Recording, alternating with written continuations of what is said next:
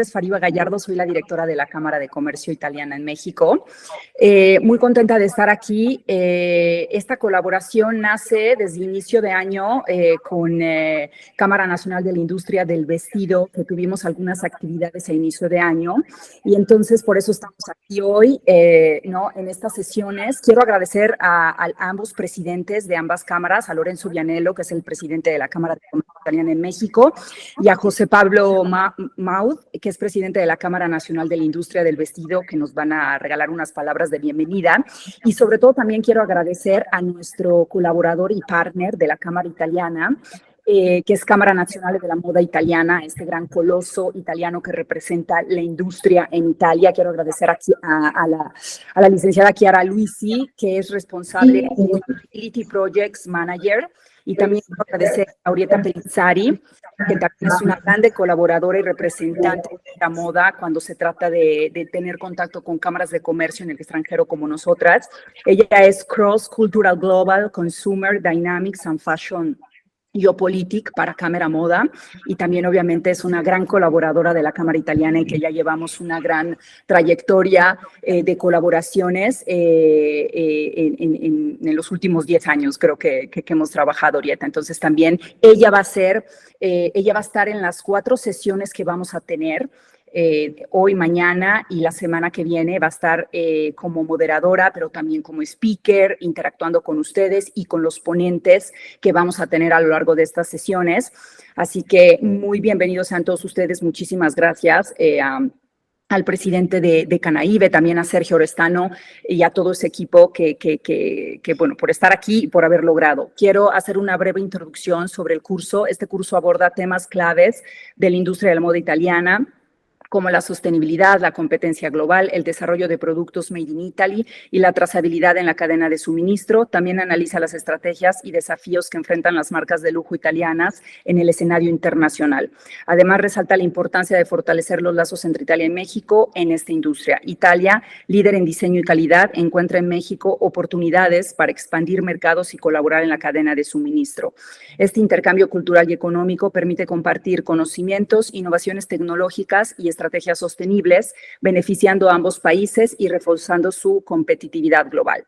Esperemos que el próximo año el desenlace de estas sesiones, para conocerlos un poco más, para conocer a los empresarios de Canaíbe, sea en un viaje en Italia que se va a llevar a cabo en el primer trimestre del próximo año, en una visita full immersion, siempre colaborando con Cámara Moda, con Orietta, con todo su equipo, y viviendo pues experiencias, ¿no?, en Italia. Entonces, de mi parte es todo. Agradezco muchísimo que estén aquí, que disfruten mucho.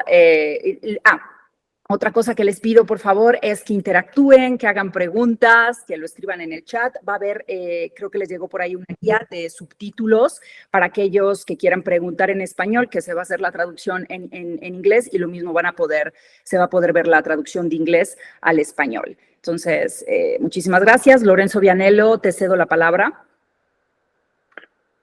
Gracias, Fariba. Buenos días a todos.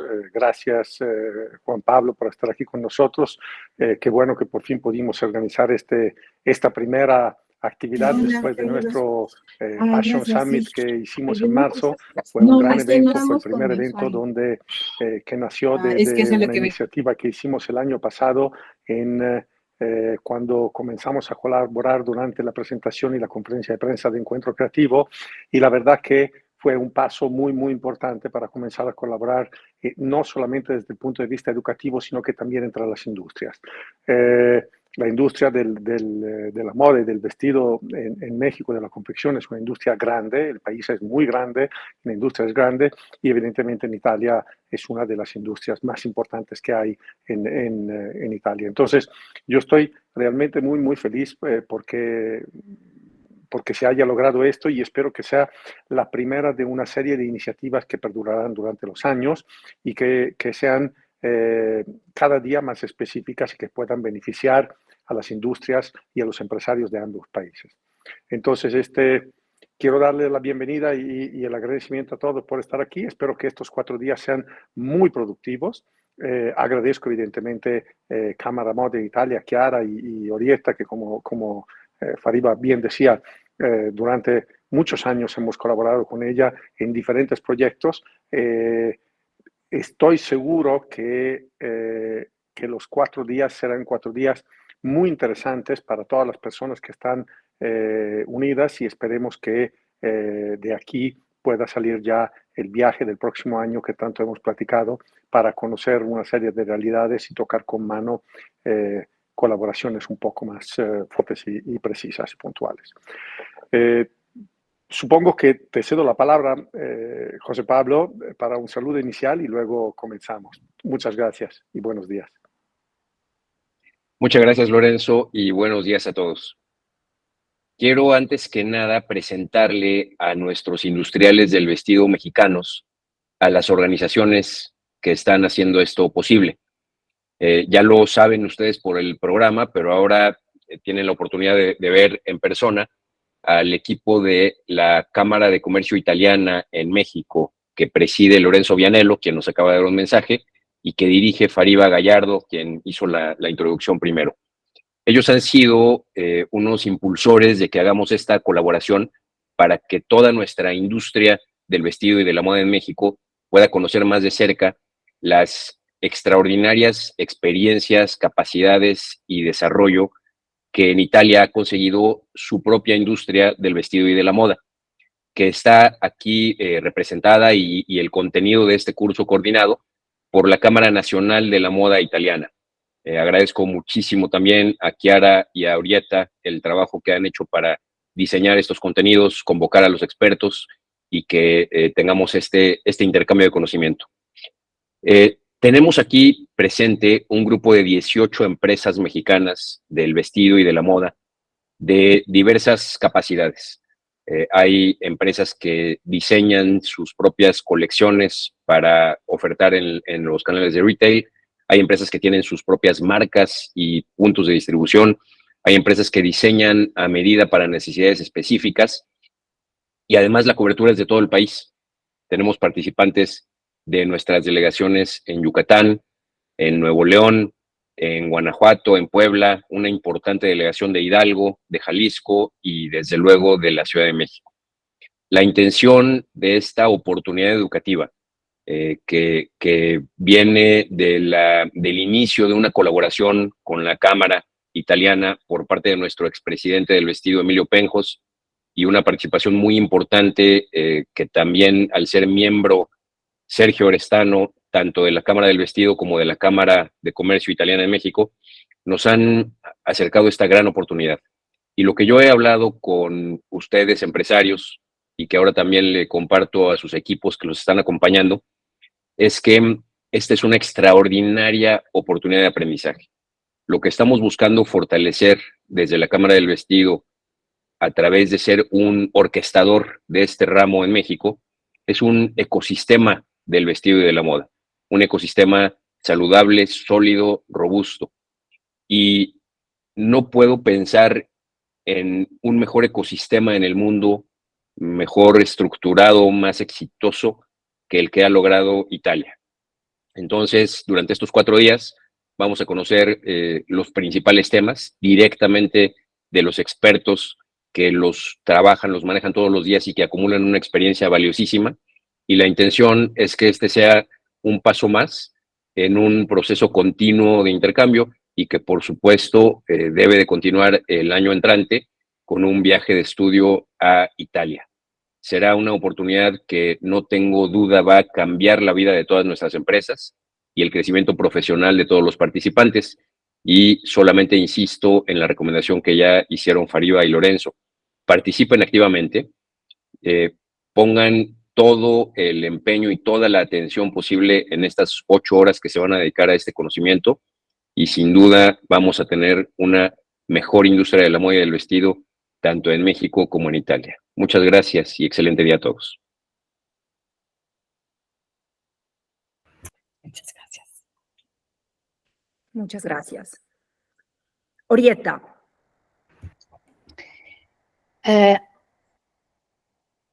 Un saluto con gusto, veramente. Thank you very much for introducing us. And of course, it's quite an emotion because we work at so so much all the organization, Camera Moda, Camera Italiana in Mexico, Canaive. So let me say that today we start immediately with CNMI, which is la Camera Nazionale della Moda Italiana. And I'm very honored to give the stage to Chiara Luisi, which is really the person that she prepared on behalf of CNMI, the presentation for you today to introduce the Italian fashion system, but in particular the Italian Fashion Chamber. Chiara, it's your stage. Thank you, Orietta, and also gracias Fariba, Jose Pablo, and Lorenzo, and gracias a todos. So I'm going to speak in English today. So I'm trying to share my presentation.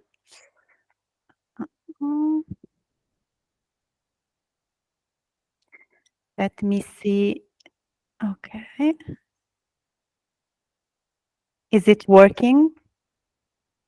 Are you seeing my presentation? Chiara, we're seeing your whole screen, not just the presentation. Okay. Un momentito, riusciamo a... Yeah.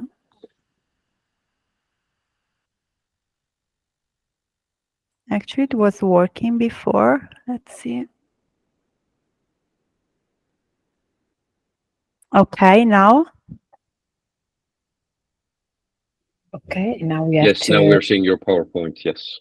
Okay. Maybe you just want to put it in presentation mode. Yes. How is it now? Is it better? No, we don't see on the presentation. I think you have just to click it in. So we are not very familiar to use Meet. Anche per me sarà un poco. Because now I see it in a presentation mode, so maybe just click it on a matter of time. Okay.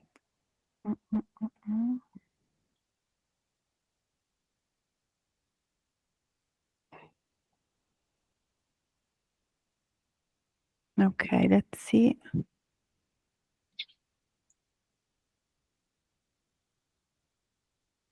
Yeah, maybe I can start to introduce that we are going to present and introduce all the pillars for the first part, and then the second part of today will be one part of my presentation and immediately an interaction with a professional, Italian professional, which is Giulio Di Sabato, which is one of the person that contribute to development and expansion of the Italian brand internationalization.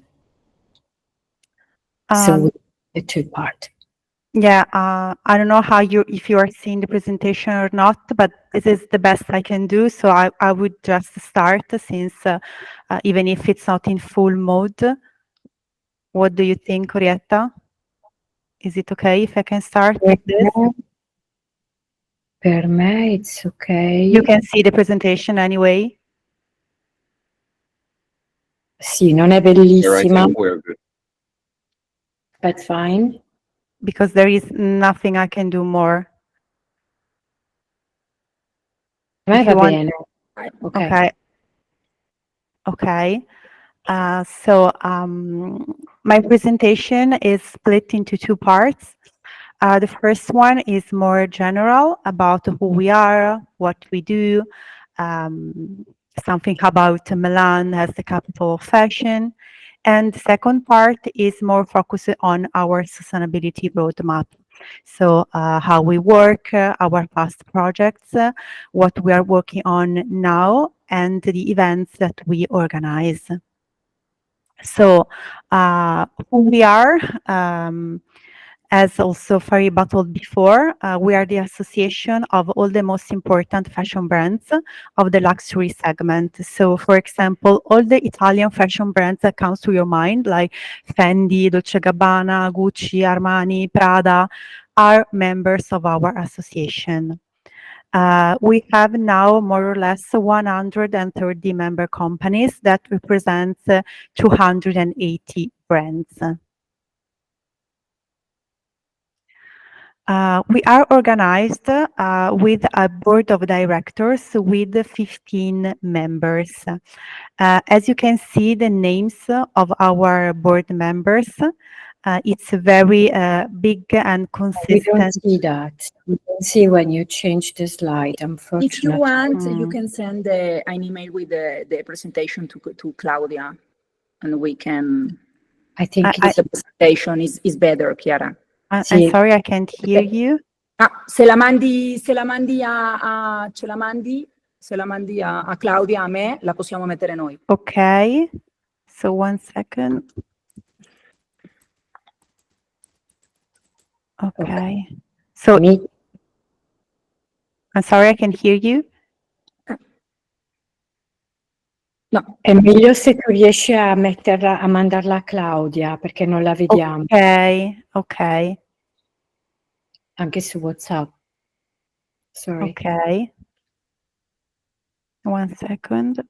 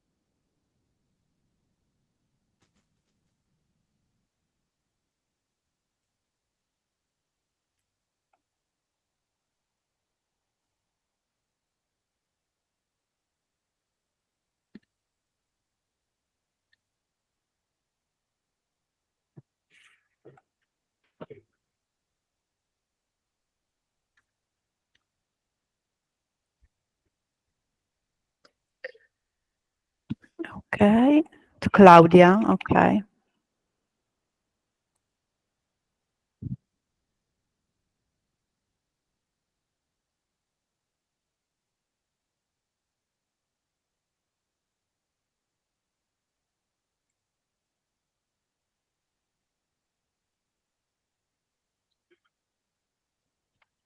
Okay, I sent it through to you, Claudia. It's PDF because the PowerPoint is too heavy to be sent via email. Ok. In diretta. Ok, denme un momento, ya estoy descargándola y ahora lo comparto pantalla completa. Perfetto. Grazie.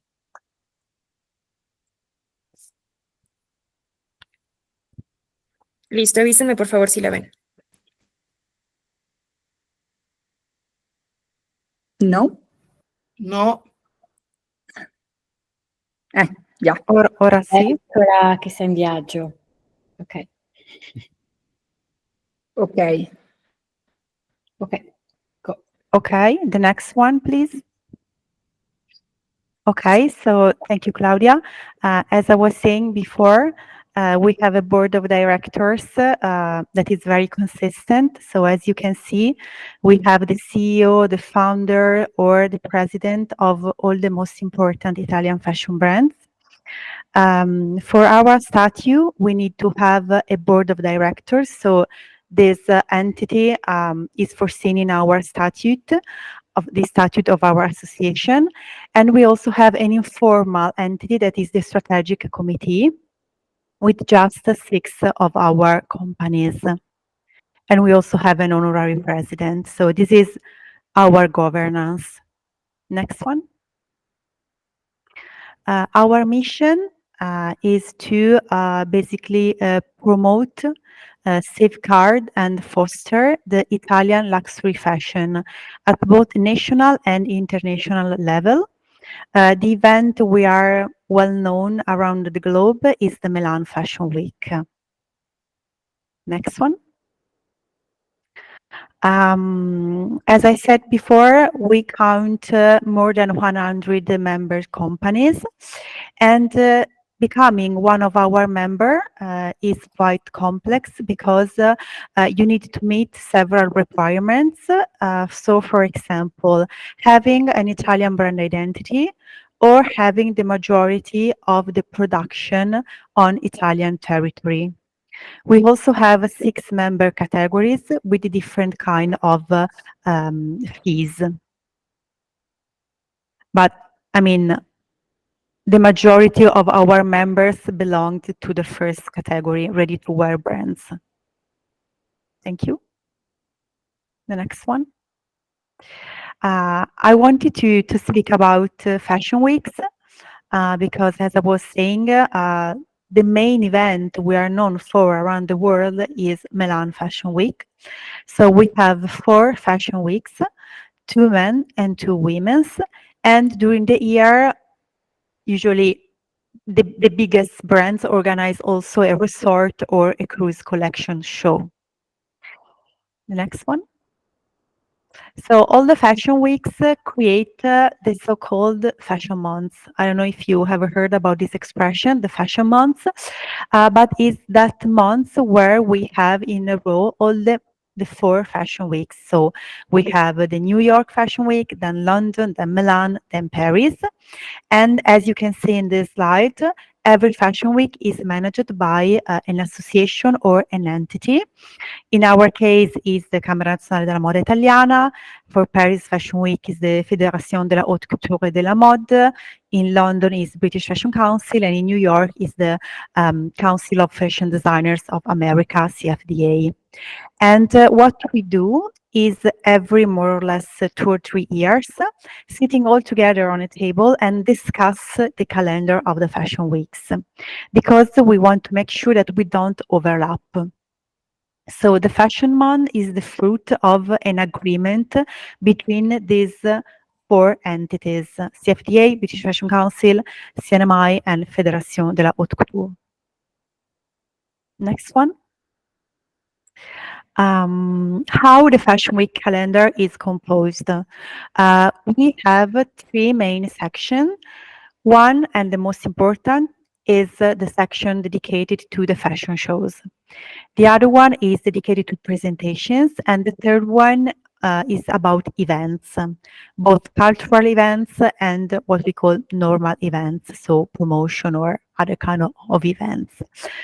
The part related to the fashion shows is the core of the calendar because we have an internal department that do this job for all year long because they have to meet the needs of every brand, because maybe they want to have the show in a certain hour because in that case they have the location available, or they want to have the fashion show in a certain day because they have all the press and buyers that are coming. So every brand has its necessities, and the work that we do is trying to make everyone happy and combine the desires of everyone to have in the end this calendar.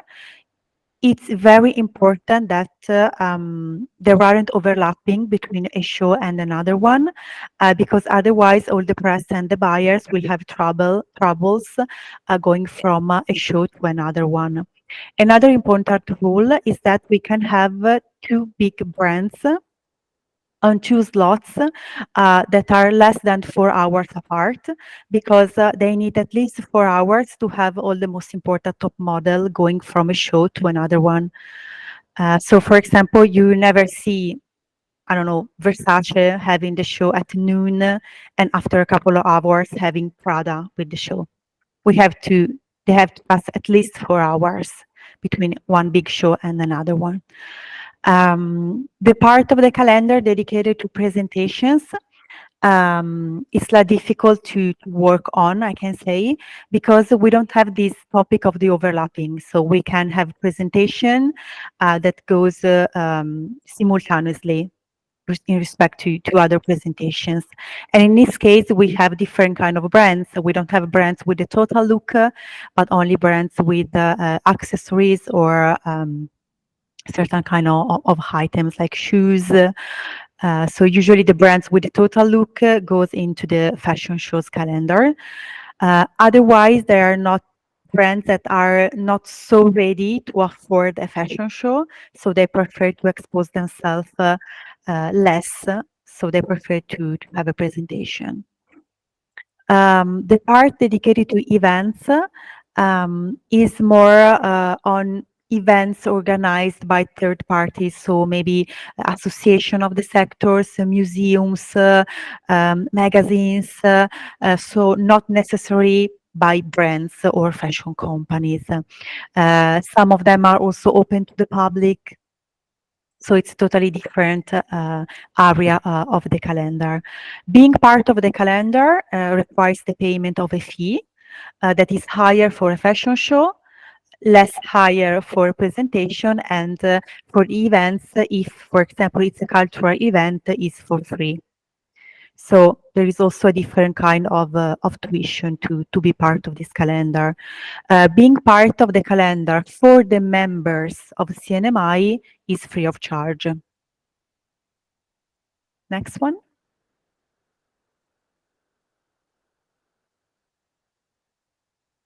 The Fashion Hub is our headquarters during the Milan Fashion Week.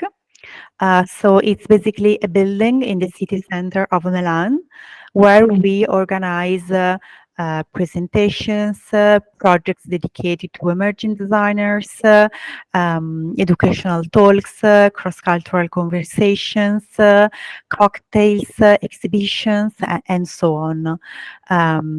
Every Women Fashion Week, so in September and February, we organize a different planning for the Fashion Hub. Next one. So now let's go a little bit more deeply into how Milan is the capital of fashion. So the first difference that we do is alta moda or high fashion versus ready-to-wear, because Milan is known for being the capital of ready-to-wear, luxury ready-to-wear, so high segment. Usually it's Paris that is more known for alta moda or high fashion. It doesn't mean that we don't have Italian brands that produce high fashion. For example, Dolce Gabbana or Giorgio Armani or also Valentino have high fashion segment, or also Versace. Next one. So Milan is the capital of ready-to-wear, and what we can find in Milan when we arrive to Milan. We have the most important creative directors and designers of the brands. We have plenty of showrooms, both mono and multi-branded. We have shopping malls, and we have the headquarters, especially of the communication department, but also on the creative department of all the most important fashion brands. So in Milan, there is the headquarters of Moncler, Gucci, Prada, Valentino, Versace, Giorgio Armani. They are all based in Milan. Next one. I wanted to spend a few words about what we call the beautiful and well-made. That is basically a translation of what made in Italy means for us. So we think that our success factors for Italian fashion are combining the creativity with the technology. An important thing to say is that in Italy, we have both the upstream and the downstream of the industry. We'll have then a slide explaining this concept better with also some data, but this is a feature that makes our country pretty unique because only France and Italy has this kind of characteristic. If you think, for example, about United States with the New York Fashion Week or UK with the London Fashion Week, maybe they have some brands, but they don't have the entire supply chain in the country. Next one. This is the Made in Italy flair, as I was saying. If you see this picture here, this is a picture of a huge event that Moncler did in our main square, Piazza Duomo. to make Milan a symbol of Italian luxury fashion. So this is our leadership. Yeah. Go ahead. So this is the slide I was speaking about. So as you can see, Italy has the higher percentage of gross production value for the fashion of high segment. All the most important fashion brands from France, they come to Italy to produce their items. For example, the Kering Group, but also the Louis Vuitton Group, LVMH. They have plenty of suppliers here, and they've also started a few years ago to take over them. For example, many tanneries in Italy are owned by Kering or by LVMH Group. So here you can see a few data. We have 67,000 companies in the country that employs 620,000 people. Most of them are women. So it's the second most important industry of the country. Next one. So what does it mean being organized and having both the upstream and the downstream? It means having districts. This is what we call the fashion districts. As you can see in this map of Italy, every region, of course, not all of them, are famous for a district. The most important one in this slide are, in my view, in Tuscany, that we have the leather district and also Prato for the fabrics. In Piedmont, we have the textile fibers and wool district.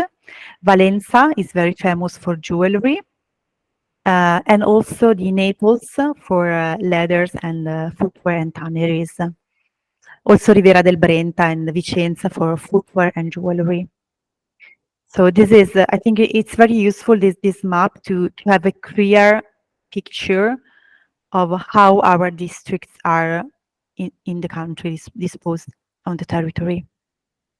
Next one. So I'll start with the second part of my presentation. This is more focused on sustainability, and it is a little bit more technical. I will try to do my best to not being so technical, but to make you understand actually the main points of the projects we are carrying on and the roadmap we have. So our chairman, when he arrived back in 2015, decided to set up 5 main pillars. One of these pillars was sustainability. Before he came in our association, we had a proper sustainability department. But when we arrived, we structured it and we basically started our sustainability roadmap. Next one. So the starting point of our strategy is the Sustainability Manifesto. This is available also online on our website if you want to check it out entirely. And it's basically a decalogue of 10 main points that a fashion brand should take into account when they want to start a sustainability path. It's dated back 2012 because it was like the first document in the industry, especially in Europe, about this topic. Because back in 2012, here no one was speaking about sustainability and fashion. So it's been quite a pioneering action. Then our chairman had the chance to empower and actually to bring a proper strategy starting from this very important document that is still current. So this decalogue, if you read it now, it's still current, it's still actual, it are still true, all these indications that you can find in this manifesto. Next one. Oh.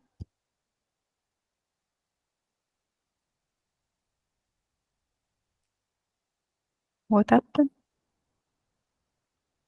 Dame un momento.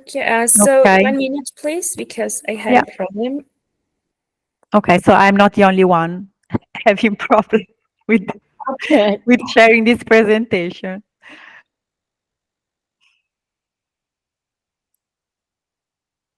So, but in the meantime, I want to say that there were so many insights that Chiara is presenting that are part of the program, all the 4 sessions. Okay, here. Grazie. I'll go ahead. Yes. Okay. So this is how we work. So as I was saying, we are an association made up of brands, and we have to include them in all the projects we do. Working with the brands on our sustainability strategy is crucial to us. So we created different kind of working groups, of committees dedicated to different topic. We have a main entity that is the Sustainability Strategic Committee, and then different kind of working group, for example, on social responsibility, product environmental footprint, D&I, that is diversity, equity, and inclusion, chemicals, animal welfare, sustainable retail. So every year or a couple of years, we decide which are the main topics that we want to address, and we create a working group dedicated to it. All the brands that want to be part of it, they can. Usually they are the most important one because the small brands, they don't have a sustainability manager, they don't have a sustainability department. Usually is a function that maybe they have an external consultant. So usually we work with the main ones, the main brands like Gucci, Prada, Armani, Valentino, the biggest ones. Next one. One of our first document on sustainability was on the usage of chemical substances. Thanks to the work of our Chemicals Commission, we defined 3 main guidelines. As you see, it's been a work that spanned 3 years because we had the first documents in 2016, and the latest one was in 2021. We are still working on updating one of these documents, so it's an ongoing work. But the aim behind this kind of guidelines was to guide our companies in having a responsible usage of potentially hazardous chemical substances behind the European regulation. So given that you need to be compliant with the REACH regulation, that is the main regulation in Europe for the usage of chemical substances in the textile industry. We also support you if you want to do something more, if you want to go behind what the law requires you to be even more sustainable and virtuous. And this has been a massive work, did also together with other association, the Ministry of Environment, the Chemicals Companies Association. So it's been quite hard to make it together. Next one. We also created in 2017 guidelines for sustainable retail. We found out that we had an issue here in Milan because most of the shops of our brands were located in historical buildings with several requirements they have to respect due to conservation's law of historical buildings. So we created this guideline to help them to make their shop more sustainable, even if they have to comply with all the regulations related to sustainable buildings. Because of course, when they had to create from zero factories or offices, they can get the LEED certification, that is the most common certification for green buildings. But when you are located already in an historical building, it's very difficult, I can also say impossible, to get the LEED certification. So we decided to support them, giving them these guidelines. Also, these guidelines is available on our website. And I also suggest you to read it also for decorating your own house or home, because it gives you also many insights on plants you need to have in the house, and how to make more sustainable your own environment. Next one. Another work we did was on social responsibility, in particular on what we call fair wages. So we partnered together with Fair Wage Network, that is an association that has a huge expertise on this topic.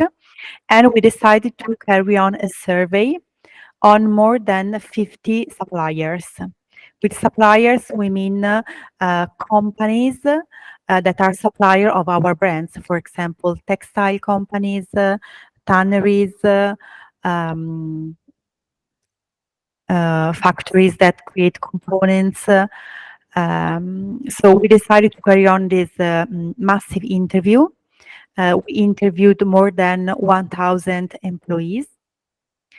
And in the end, we found out that all the suppliers that we met that responds to the interview respected the fair wages and in general the Italian law on minimum salary.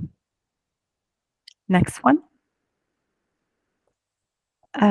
We also operate, as I said before, through working groups, but also through webinars and workshop, because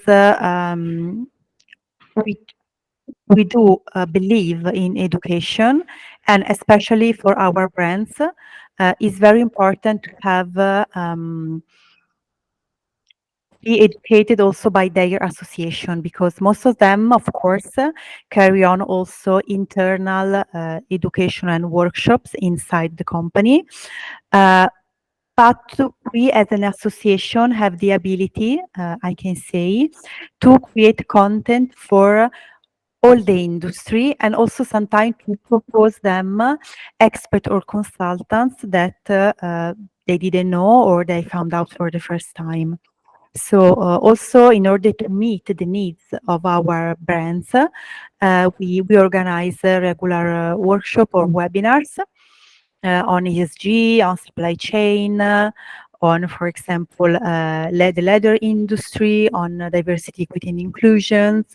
So we also follow the requests of the brands. It happens many times that perhaps they contact us saying, we would like to have a webinar on this topic, and we say, okay, we organize it. Next one. As an Italian fashion chamber, we also serve as the coordinator, let's say, of all the Italian fashion brands that are part of the Fashion Pact. The Fashion Pact is a huge alliance, I can say, about sustainable fashion created by the Kering Group. Actually, the president of France, Emmanuel Macron, asked François-Henri Pinault, that is the owner and the president of Kering, to create this alliance in order to help all the industry to step up in the sustainability roadmap. And some of our brands decided to join this commitment. So Moncler, Zegna, OTB. OTB is the main group of Diesel. Diesel is the main brand of OTB Group. Ferragamo, Prada, Giorgio Armani, and Balli. Next one. Okay. So far we have been speaking about the past, so project that we did in the past. Now I would like to spend a few words about what we are working on now. I see that we are running out of time, so I try to be quite quickly. So we are part of the technical secretariat of the Product Environmental Footprint, that is a working group of the European Commission. And the work we are doing there is very important because we are setting the regulation on the impact of the fashion items at European level. Next one.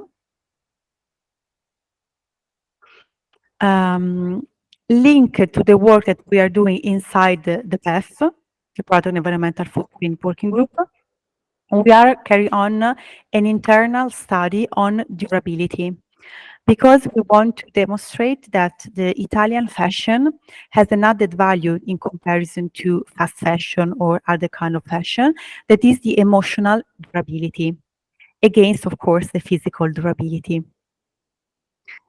Next one.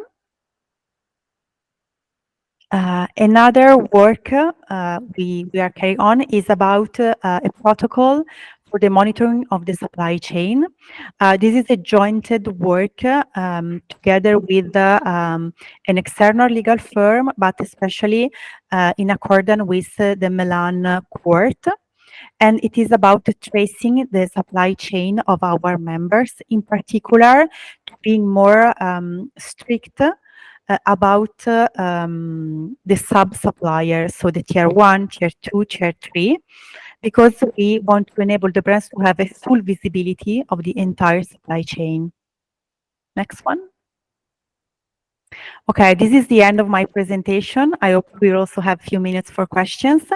I always left in the end the event part, because I think it's the most fun.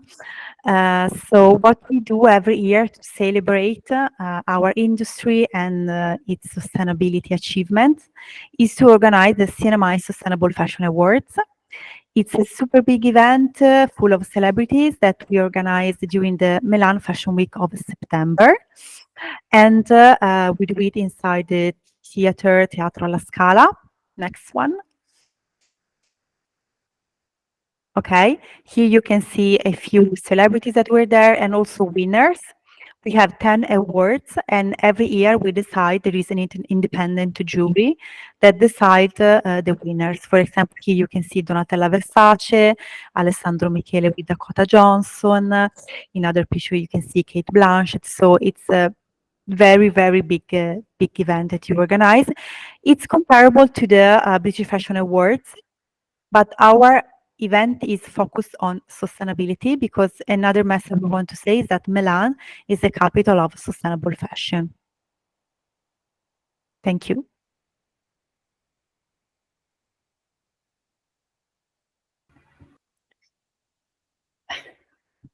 Grazie, Chiara. Thank you. Muchas gracias. I really think that if there are some question, would be very interesting to open a session right now, because Chiara touched so many pillars, and she also make an overview of different topics that we will discuss during these sessions. For sure, I guess because you are entrepreneurs, you have many questions, or you have something that you want to make comments.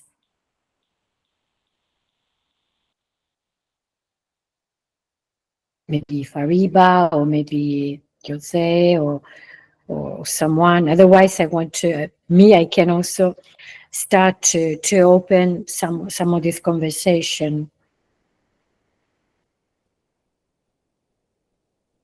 Mi sentite? Sì.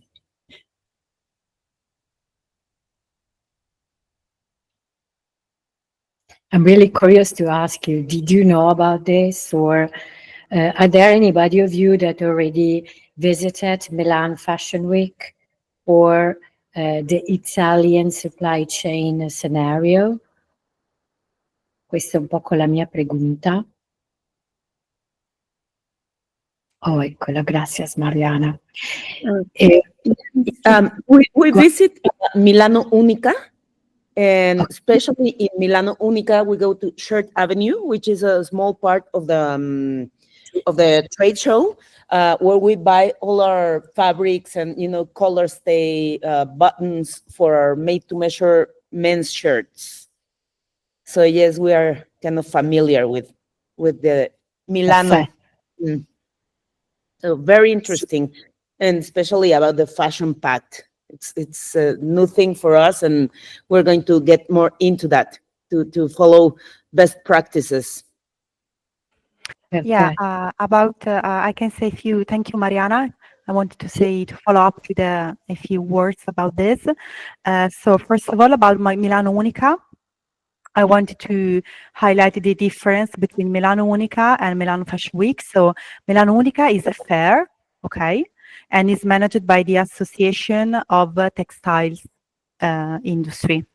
That is a governmental association. On the contrary, Milano Fashion Week is not a fair, but is like an event made up of other events that are the fashion shows, and is managed by us, that we are not a governmental entity, but we are a private association.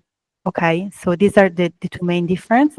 About the Fashion Pact, I invite you to go on the website of the Fashion Pact, where you can download many materials that can be very useful for you. They also post entire seminars and webinars on a different topic of sustainability that are treated very well and very deeply. So you can find many useful resources. And another thing I can say that has been successful about this Sustainable Alliance is that Kering, François-Henri Pinault, engaged directly the CEO of the companies. So they met like every 2-3 months, and there are directly the CEOs involved in this kind of actions. That is not so common. Yeah, that's very interesting. And yes, we're familiar that the difference between these two events, the Milano Fashion Week and Milano Unica, it's because you were mentioning about the supply chain. So yeah, that's where we get some of our materials at the Milano Unica. And thank you very much. We will get into the Fashion Pact since we have another brand where in our made to measure men's shirts. We also work with artisans, embroidery artisans from our state here in Hidalgo, in Mexico, under fair trade commissions. And we also have another brand that it's called Upcycle, where we upcycle denim, use denim. So the Fashion Pact, I'm already into the web, and it will be very interesting for us to learn more about their practices. Thank you very much. Speaking also about denim, I suggest you to go also on the Ellen MacArthur Foundation. It's a foundation on circular economy, and they did a very interesting work focusing on denim and sustainability. So there will also a report that you can download from their website. I'm gonna write the name here in the chat box. I was just about to ask that, if you can write it for us. Thank you very much. Se los acabo de mandar en el chat igual. Gracias.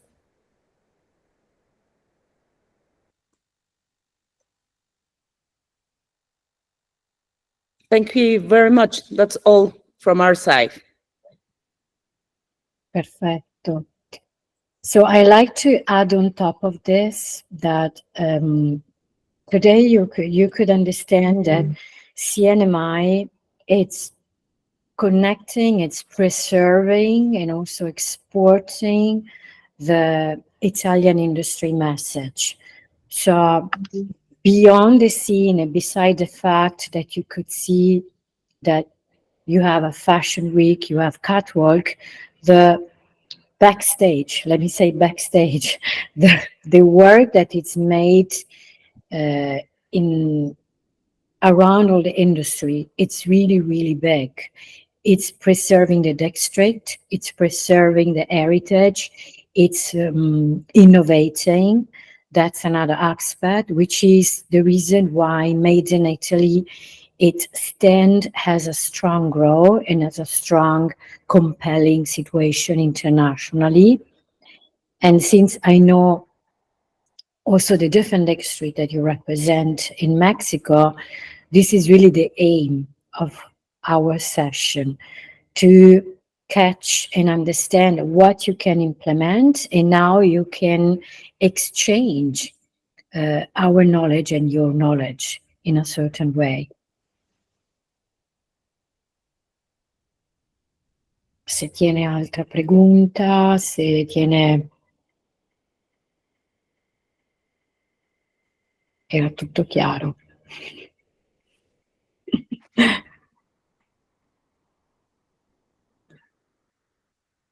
Mm. No, digo, aprovechando que está Kiara y que quizá después se va a desconectar, ¿no? Si quieran compartir algo, quiénes son, qué hacen, o sea, un poquito algunos de ustedes para romper un poco el hielo, que vamos a estar cuatro días. Sì, magari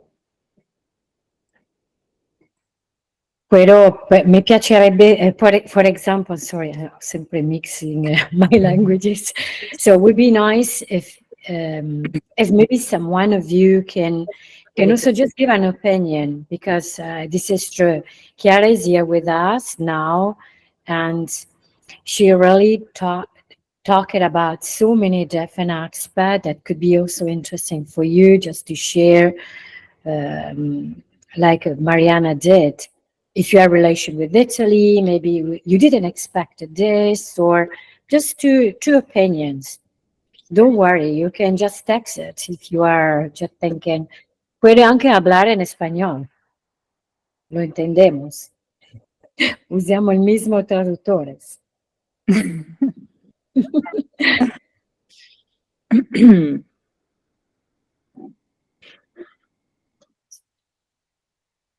No? No. Yeah, I think actually I'm quite curious to learn about is how and if Milan is actually perceived as a sustainable capital of fashion. I mean, if actually the link between Italy and sustainability is recognized worldwide, because I remember a few years ago that together with Orietta, we made a massive survey on retailers and buyers. But I mean, it's been a while, so I would be curious also if you want to type in the chat box, just yes or no. I mean, if you are aware of this connection between Italy and sustainability. Just type in the chat box, yes or no. I don't know if you want to say it in Spanish too.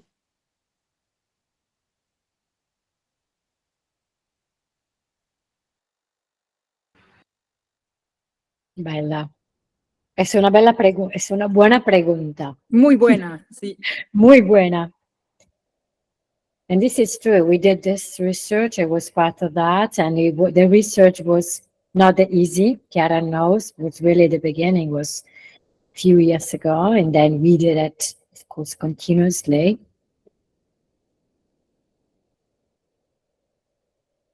And sometimes for us, I will explain you later when I will talk about consumer behavior, having an opinion about Mexico and what is the perception about Italy is very important.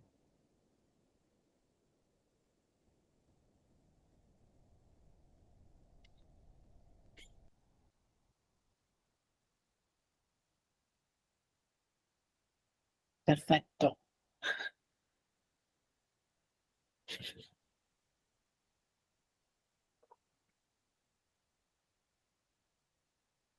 Diciamo, más o menos un poco sí, un poco no. Más no que sí. Más no que sí, okay.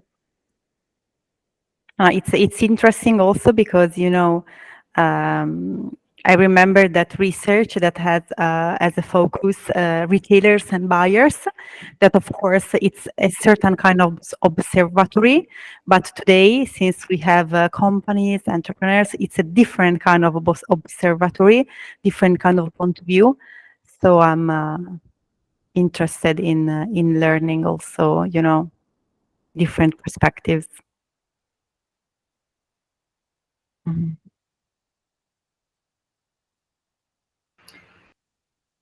let me add on top, even because your consumer is Mexican, you produce for Mexican and not only for them. And the young generation is really aware about sustainability, even in Mexico. So maybe at the end of this 4-day session, you will have more questions. So maybe I can also open the opinion that if someone of you has questions during these days, please share it, because maybe sometimes things comes later.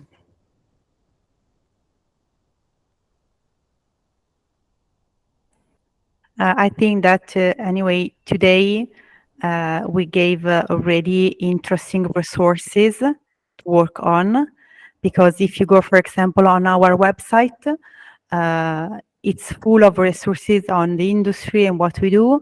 Also, the Milan Fashion Week website, we have a dedicated website to Milan Fashion Weeks with all the collection and the presentation and the shows. And also speaking about sustainability, the Fashion Pact, Ellen MacArthur Foundations, but I also invite you to check out the Fair Wage Network Foundations. And I mean, I also invite you to have a look at the sustainability reports of our brands, because especially the listed brands, they are obliged to produce this report, and it's public. So most of them is posted on the website, and a sustainability report give a lot of information on a company. So I invite you to check them out. For example, Giorgio Armani has it, Ferragamo, OTB Group, Gucci don't have a sustainability report as a brand because they have it as a group. So you can find it, the Kering Group sustainability report. There are so many information in it.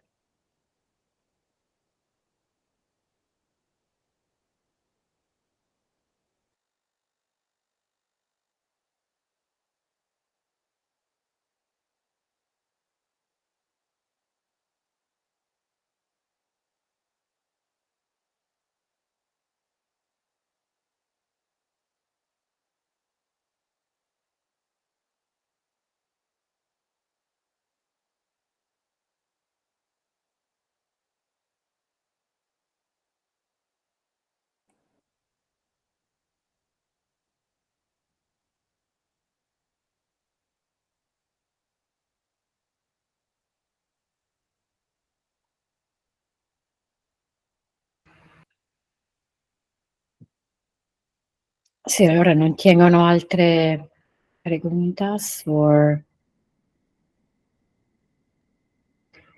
I want to add also this aspect when this program has also the second part, which will be in a physical presence in Italy. And in that case, will be absolutely interesting that you can also talk with people, you can also see with your hand.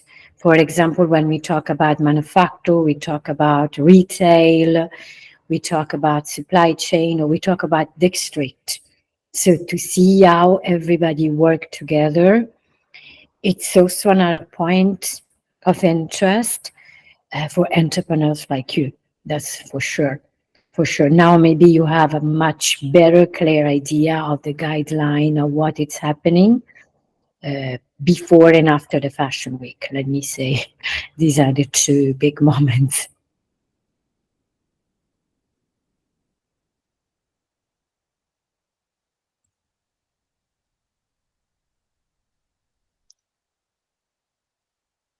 Non abbiamo altro. Direi che possiamo andare avanti, no, Orietta? Ok. Sì, secondo me sì, era tutto chiarissimo. Thank you very much. Gracias a todos. Bye bye. Grazie mille, Chiara. Bye bye. Grazie, grazie. So now one second, because I have my second, oddio, proprio adesso. una cosa tecnica. Mm. Scusate. I have my second guest that has to enter. Oh, ma che... Vi do il mio contatto e poi me lo chiamate voi, per favore. Sí. Sì, per favore, sì, perché sennò...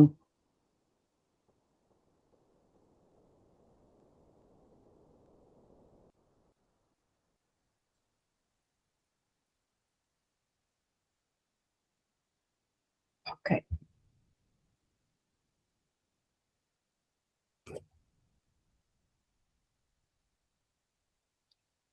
Ok, vi ho dato il contatto, così potete mandare voi il link un'altra volta, che l'ho già mandato, ma... Claudia, ¿possiamo farlo? Sí, lo estoy enviando. Ok, grazie, gracias. Okay, now we have the second part, which is, let's start today talking about international market, retail aspect. So what this means, how the consumer is changed, and of course, how we look at to the consumer. And when I say consumer, we have two typology of directions. And of course, I also wanted to involve one of the leader, one of the person that really made the fashion history in Italy in the latest, let me say 20 years, even more. That was one of the leading person opening the conversation about internationalization. Why I'm talking about this? Because when we talk about Milan, in one side we talk about organization, but in other side we talk about the power of many premium and luxury brands to export and to sell the product internationally. So usually when I'm talking about Italian brands overseas, I always explain that Italian premium and luxury brands export between 70 to 80% of what they produce.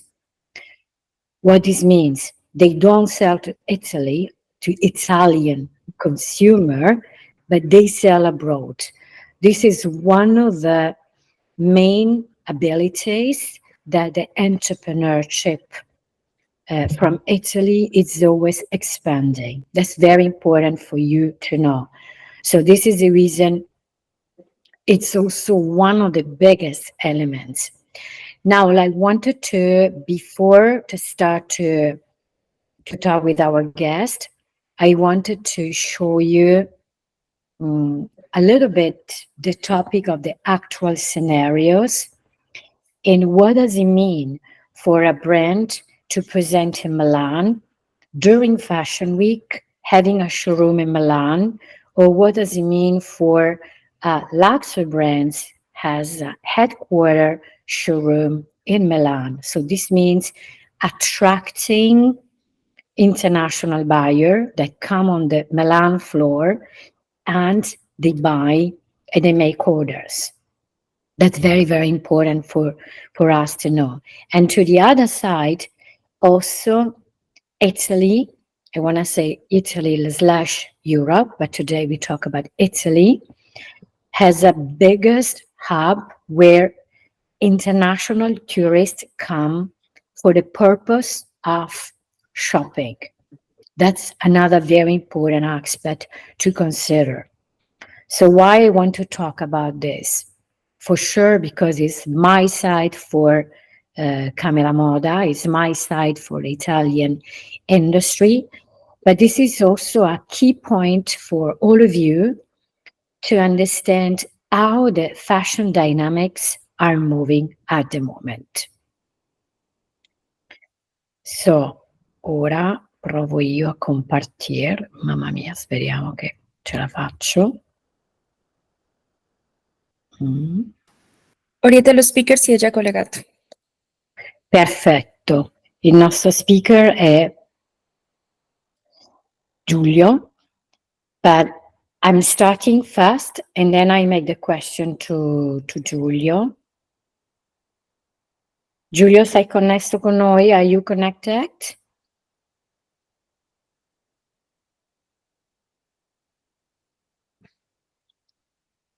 Non lo sappiamo. Non lo vedo. Okay, sorry. Can you hear me now?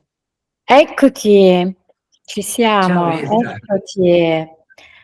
Hi Sorry Giulio. for be a bit late, but No, non ti We have- preoccupare. No worry, no worry, no worry. So thank you so much. I want to introduce you first, and then as we said that we were organized, and we organized, I share a few slides that we discussed it before together, and then I will make you some questions. Sure, with pleasure. And good afternoon to everybody. Perfetto, abbiamo Ezio Cecconi, but your name is Giulio Di Sabato, ci piace questo, but it's fine. No, it Non è concerns. un problema, this is not a problem, it's not a problem. So Giulio Di Sabato, it's our guest today, and he will, let me say, witness what I'm saying and and let me say the scenario I'm giving, because Giulio is an expert in international market and opening international market. Giulio, maybe I just wanted to give you a couple of topics of who you are, and then we go to talk about today. Chi è Giulio? Who is Giulio Di Sabato? Because this is important for our guest today to know.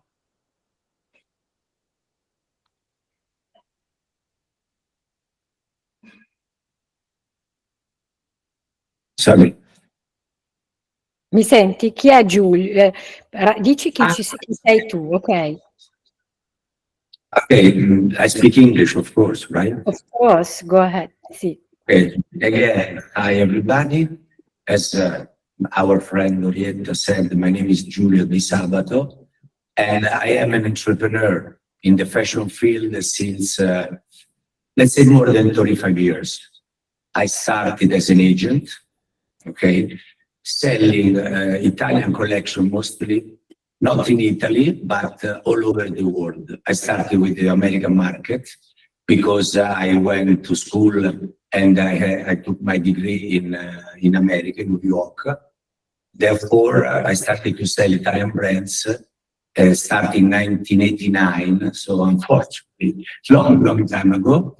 So these Italian brands, I started to sell it to America, mostly to some specialty stores, mostly to department stores like Saks, Neiman, Bergdorf. At the time also Barney's was one of the best, department stores. Then because of the fluctuation, of the finance situation and the economy in America, then I started to sell always mostly Italian brands in Middle East and Far East.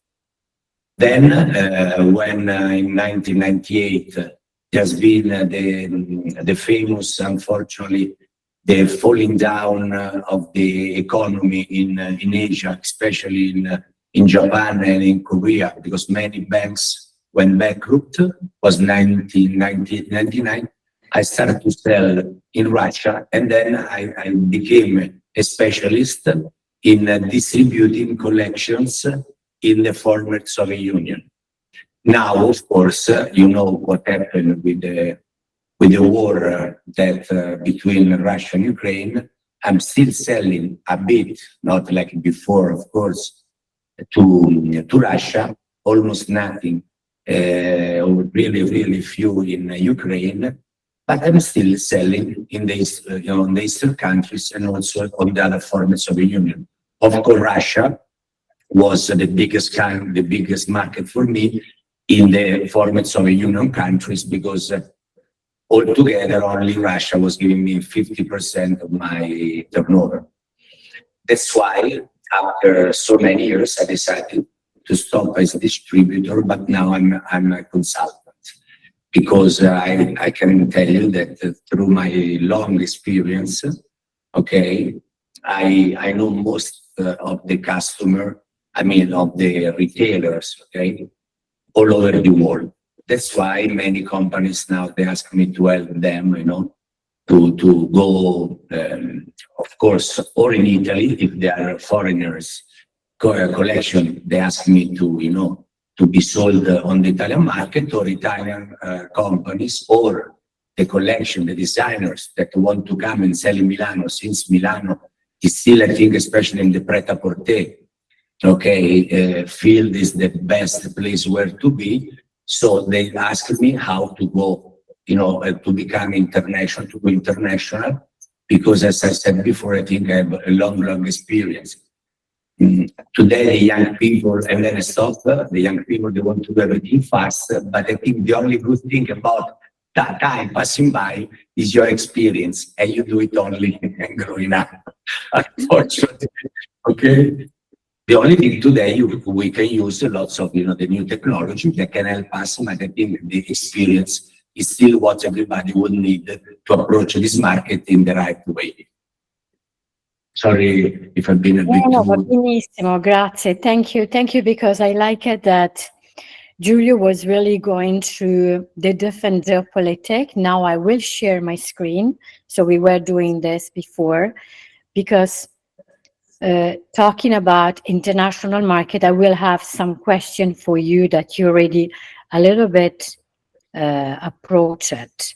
Can everybody see this the screen? I think yes, now. Io non vedo. Yes, Orietta. Perfetto, io non vedo voi però. So, The problem, Orietta, would be nice to see also the other people participating. And in the call, we will open the screen. We will open the screen. It will be nice to see everybody. So that's okay. Sì, ci piacerebbe, ma non è sempre facile.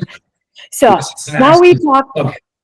Okay, now we talk about this. What the reason why I wanted to involve Giulio, it's really because it's the person that really witnessed the consumer geopolitical dynamics. And the consumer geopolitical dynamics are those one made this map being alive. So Giulio gave already some introduction about what I wanted to tell you today and why I want to then later ask him some opinion. This worldwide map, it's represented by the city and the countries that now are the main target as client of Italian brands. Let me say also European brands, if I want to say Italian and French. And they are also the main areas where the consumer, it's the most interesting, or let me say the buyer also, it's the most interesting to buy Italian product. It's very important for me to focus about this. Giulio gave to you a kind of scenarios. What does it mean? One of the very important aspects to be successful, of course, is your distribution and the agent, and who is presenting the collection and selling the collection and making partnership. Giulio said specifically that he started with United States, when United States was one of our first areas of interest. Giulio was around 80s, 90s. That was more or less the time. This was, let's say, you said, Orietta, let's say the end of the 80s. Okay, Perfect. the end of the 80s. Sorry, I didn't want to interrupt you. No, but that's correct. So that was the time where for us, the buyer, but also the consumer, when I say buyer and consumer, more or less are the two same, because buyer means the retailers and consumer is who is going in the store. So for us are very important then, because if the consumer creates the demand, of course, the retailers are coming to buy our product. But then what's happened from the 80s to now, we have many different changes. And the life was also differentiated before COVID and after COVID. Before COVID, South Asia saw Japan, China, Korea, and that was the main area, in Russia. Middle East, yes, but with different dynamics. What's happened after COVID? And before COVID, US was not even more considered. It was not really buying from us, was different dynamics as well. What's happened after COVID? After COVID, US came back with interest to buy our collection and to be tourists in Europe, mainly in Italy. So this means very strong population buying. Asia was, let me say, blocked. China is still blocked inside of their barrier, though they spend what is made in Italy, but we need to ship everything there. They don't travel to us. And Russia has this big shifting that organization like Giulio and Spazio decided to shift and move in a different way, maybe more in a more independent way. So these are for us geopolitical dynamics that made, for example, Russian buying Italians, but they don't buy directly from Italy. They buy in Dubai. They buy in Istanbul. They buy in Kazakhstan. They buy in Switzerland. So they buy in different areas that are not directly in Italy most of the time, for many different reasons. Maybe Giulio can explain to us which are the regulations that impose any brands. No, what you said, as usual, is, let's say, 90% correct. Because, today, that everything changed, not really with the COVID. COVID, yes, of course, affected us, but let's say 10, 15%. And right after, everything moved again immediately, very fast. What really affected to us, and we've been really touched when started the war, when the war started between Russia and Ukraine, okay? Even because, and then I don't know if you want to speak about also the product, of course, because that there are, so we should go much deeper into the matter, because if you are successful in some countries and not in other ones, means also because your product, okay, is more suitable for some, of course, let's say retailers, and for the final consumers, for some countries and not for others. But let's say when the war started, it's not been the end of the business between Italy, let's say Europe, wherever, designers, Italian designers, with Russia and Ukraine. Of course, the war is more in Ukraine, so Ukraine suffered the most, the boutiques, even if some are still buying, I don't know how they do, but they're still buying, and sometimes nearby, something happened. But Russia, what they did now, they buy directly from Italy, because they can buy directly, not through other countries. That's why in Milano, you can still sell from Milano very well to this, very well compared with the business now, not before, but you can still sell well, even from Italy, because of course, all the biggest group, they open, subsidiary branches or totally brand new, as we say, brand new companies in Europe. That's why they can come by here. And then, of course, the merchandise is not shipped directly to Russia, but it's shipped from Turkey, from, Kazakhstan, from Armenia, from any other countries, from, Serbia. Okay, so we can ship to Russia through these countries, Of course, in Italy, and then also, if they want to pay you directly from Russia, even if you are inside the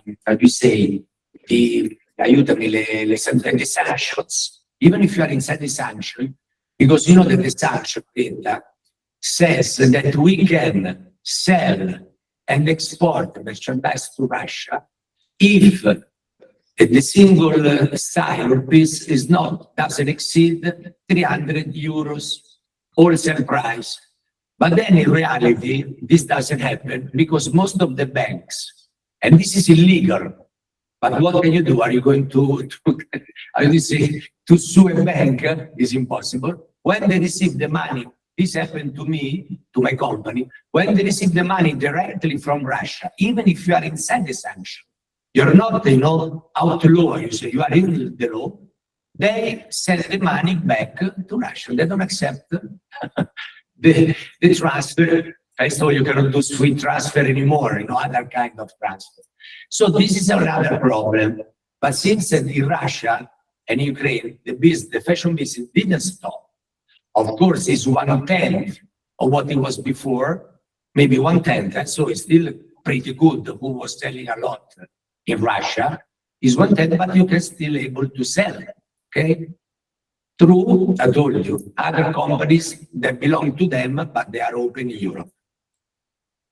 I don't know if Yes, I don't know if you understood, but that's the reason I wanted that to have some insider to give you the different side of the world, which is not just a beautiful aspect, just we are beautiful, we are presenting this and that.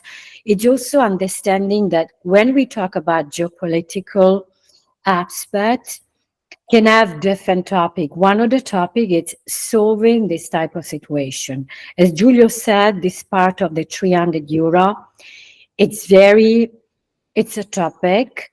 So what does it mean for a brand, a premium brand? Because luxury brands found their way, as Giulio said, to open our organization, our society, and to mingle around.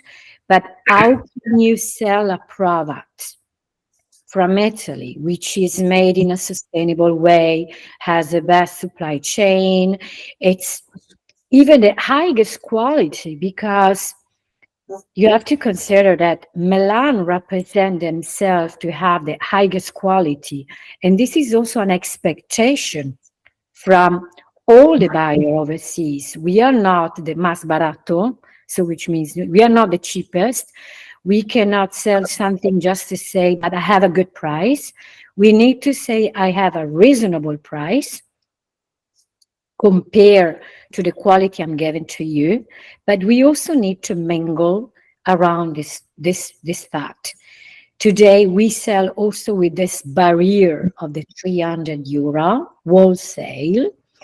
Sometimes there are many tricky points that, of course, I cannot share in an online Zoom call. It's better not. So this means also that it's also moving and shifting the success of a brand or not. This is another important aspect to say. Now I want to continue in sharing with you another few slides. So then I can provoke other comments of our guest.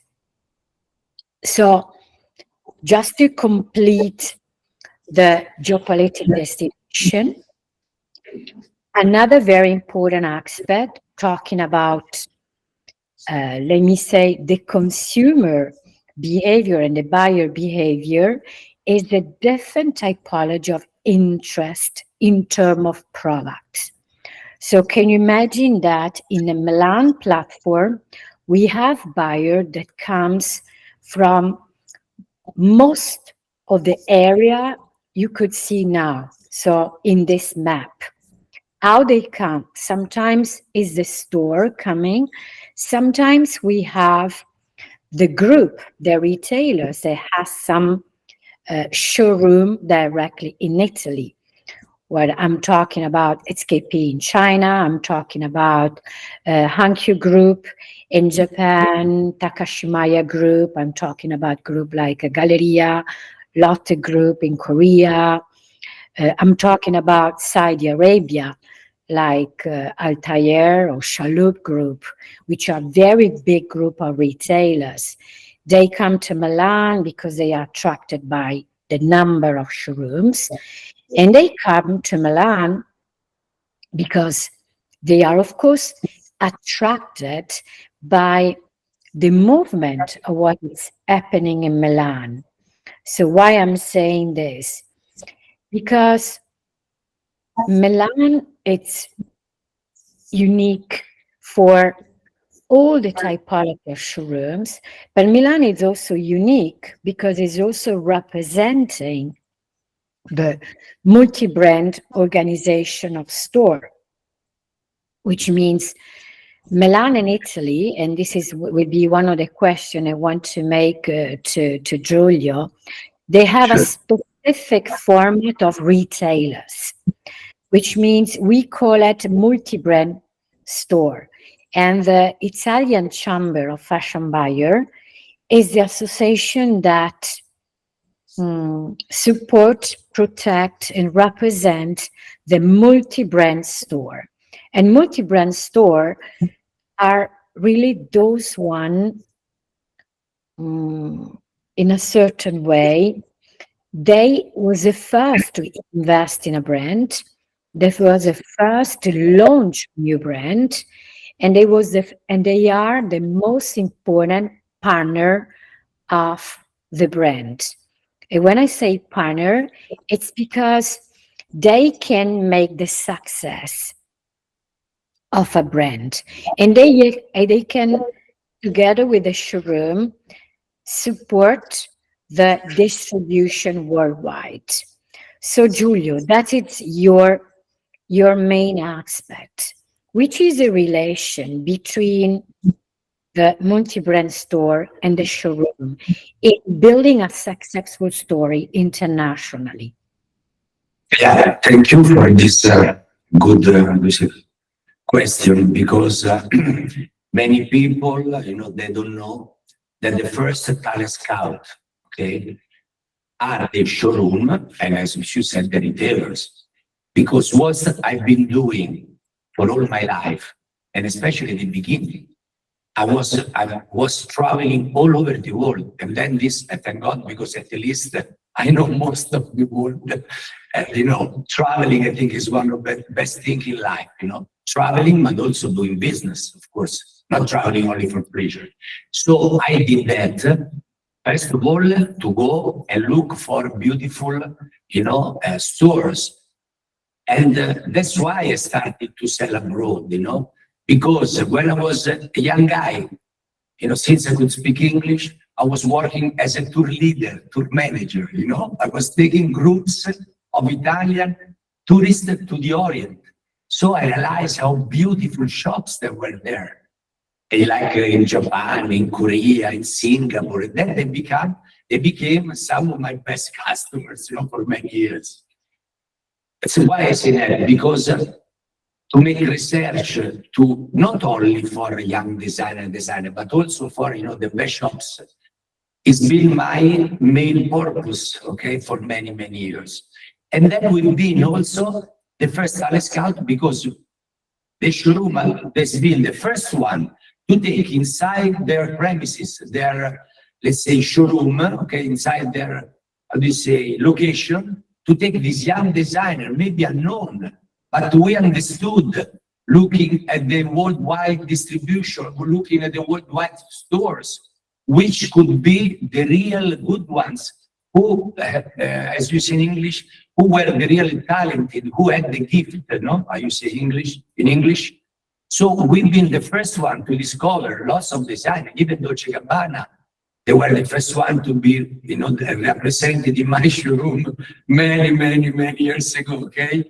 Or, I don't know, Catherine Malandrino, many, many, designers, they were in our showroom. And then the second talent scout, all together with us, they were the retailers that understood the potentiality of the brand, and they took it inside their boutiques and made the windows. And so they gave the possibility to this young designer, okay, on these SMEs, small and medium enterprises, to be seen from all the international buyers and the final customers. Armani started with Marisa. Don't know if you remember, in Milano, in Via Sant'Andrea, she was the first one to show Armani in their boutiques, and Armani slowly became one of the best designers. So I think that the showrooms, I mean, agent, distributor, and the retailers were the first one to give a chance to the new collection of young designer. And then I finish, Orietta. And don't forget that being also what we have very good in Italy are the associations. Because you know that I've been also 16 years president of Assomoda. That is still the association of agents, distributors, okay, Italian agent and distributors.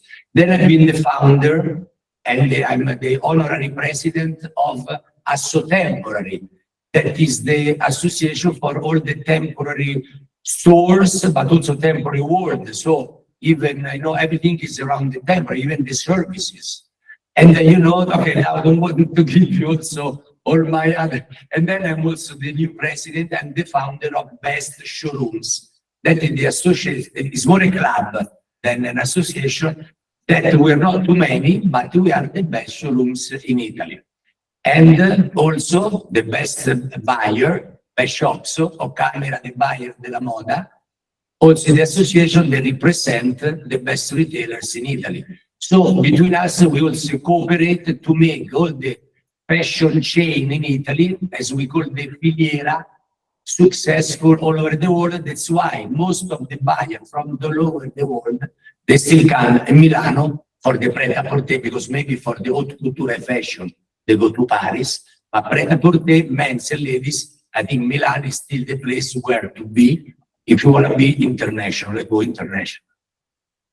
Perfetto. Grazie. Thank you, Giulio, to share this point. Because in this case, Giulio really opened a very important discussion, which is, let me say, the distribution factor. So this is true. The showroom, the agent, there are so many different levels. So let me say that when I started my career, that was a few years ago, it was for agent time, the agent organization. Then agent became showrooms. We have some of the most larger showroom in Milan, and we are very strong because they are multi-brand showroom. And like Giulio, they made a success of many brands with very good business turnover, consider premium, maybe not consider only luxury. And then the showroom has another shift, and now we have even independent agents. But if they are not connected with the multi-brand store, it's not that easy. And I want to also to explain you another types of fact. There are buyers and buyers, which means some buyers are like employers.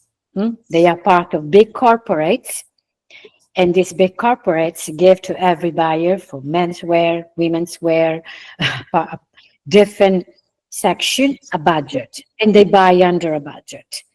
Other typology of buyer, which means the typology of best shop I show to you now, and the typology of many of the multi-brand store that Giulio used to scout, they are decision maker. When they decide to invest in a brand, they make a decision that will influence the other one. That's very important to share. Leader, right? We call them also opinion leader. They because are. Yeah, sorry. No, go ahead. Describe, you can describe who are they. Of course, you know, it's not very easy to get into these, multi-brand shops because they're very careful, they're very demanding, they know what they're looking for and what they're buying. And if, the proposal that you give to them or you offer to them is the right one. So I mean, but if you are, then you can approach and be inside this retailer. Of course, I would say that most of the job has been done, but let's say 40-50% of your success could be guaranteed. And then, you can be there, but then after, if your quality, doesn't keep to be the same, if your delivery are not good, etc., then you can go back. But once you are inside there, I mean, you did a very good step for your business. Absolutely. This is really let me say the main topic of this question. Yeah. I wanted to share another couple of pictures, and also because I want to reply to some question that I received. Do you want me to reply right now? Because some are part of my presentation, and some we can ask directly to Giulio. Va bene, Claudia? Sì, perfetto. Allora, ricondivido, io apro e chiudo, I continuously open and close, but just because I don't see you and I want to see at least one person, Giulio. No, non vedo niente. So, okay. As a conclusion in what Giulio is saying, let me go back to the worldwide area. So, because the fashion geopolitics can change a lot of consumer behavior, and then because in every country there are new opinion leader, let me say new opinion leader multi-brand store that usually me in my job for Milan Fashion Chamber, me in my job of relation with the showroom, a multi-brand store, we try to come up and talk with them. So to understand which are the new needs of the international consumer, what I mean, which are the new needs of Korea, for example, that Korea, for us, South Korea, of course, we consider the main influencer for all East, South Asia. So which means if in South Korea, I have some successful story of Italian brand, for sure, all Chinese will follow it. An example on top of everybody, Moncler, as you've seen in the presentation of Chiara, Moncler presented for the first time the big event in Milano, open to everybody, presenting Moncler Genius. I think everybody of you knows Moncler Genius. Last Saturday in Shanghai, and I was in Shanghai 3 days ago, Moncler presented to the Chinese consumer a biggest event of Moncler Genius, presenting music, fashion, design, lifestyle. But last year, this event was being presented in Korea as a first. Korea is always the first, or let me say, the second. First is Milan, then Korea, and then China. This is a massive way to detect and to attract what are at the moment the new consumer habits.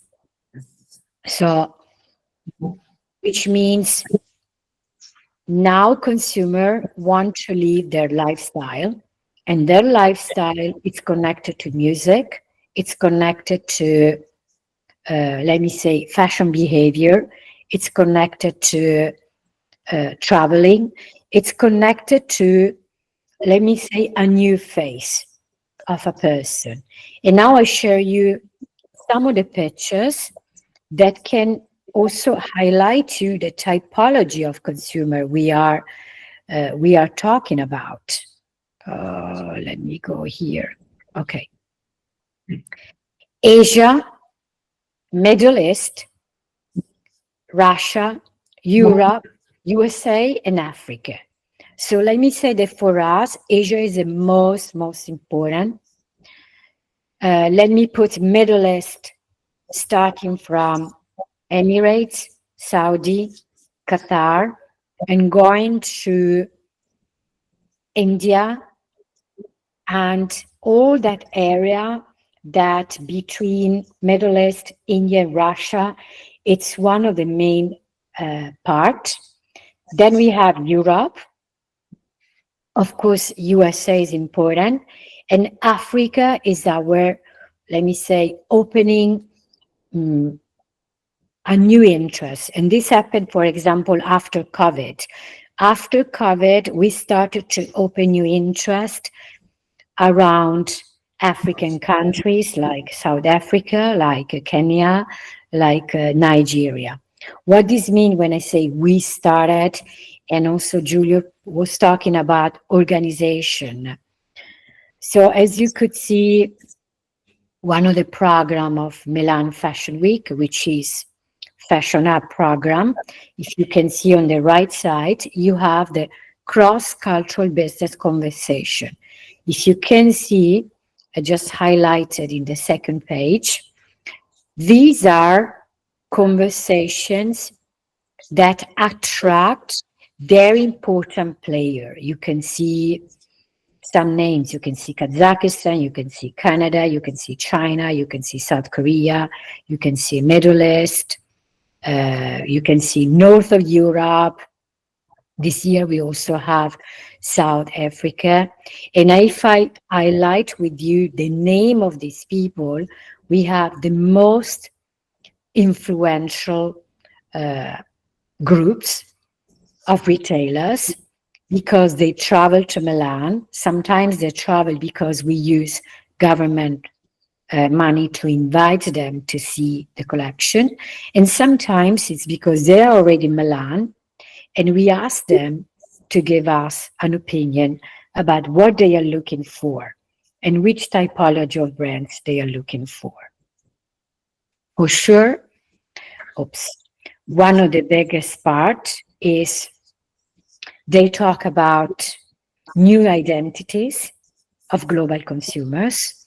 So which means, in this case, Korean and Asian, a generation which is a Generation Z, a generation that don't buy only luxury brands, but more and more they want to have an independent indie brands.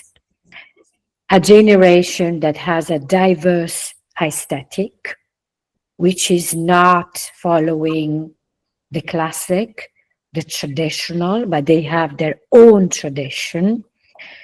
In this case, they have many cultural nuances, which means what they consider beautiful maybe is not exactly what is considered beautiful for an Italian point of view. So we adapt to them. A generation that respect their own culture. In this image, you can see something from Middle East, something from Europe, and also, of course, something that it's coming from vintage collection.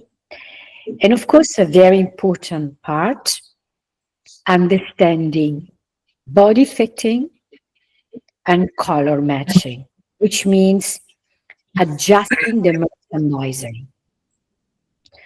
So because Giulio is really deep on the product, Giulio, how or what do you suggest to a brand to adapt to an international consumer at this moment? Maybe talking about some of the market you know more, like Middle East or like Russia. This is a very, very important but very difficult question to answer to.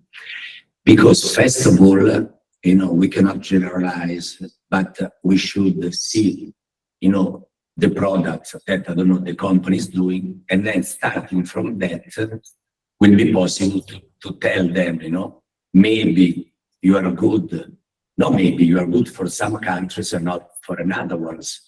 If you want to be important, maybe in this country also, to be one of the best in your segment, you should, use this fabric, this finishing, this color. You should have this wholesale.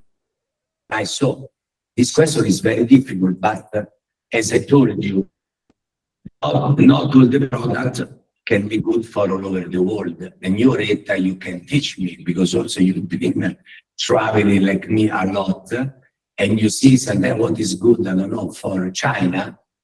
No, it depends men or ladies. Now we are generalizing, of course, we're not going deep into one collection, you know.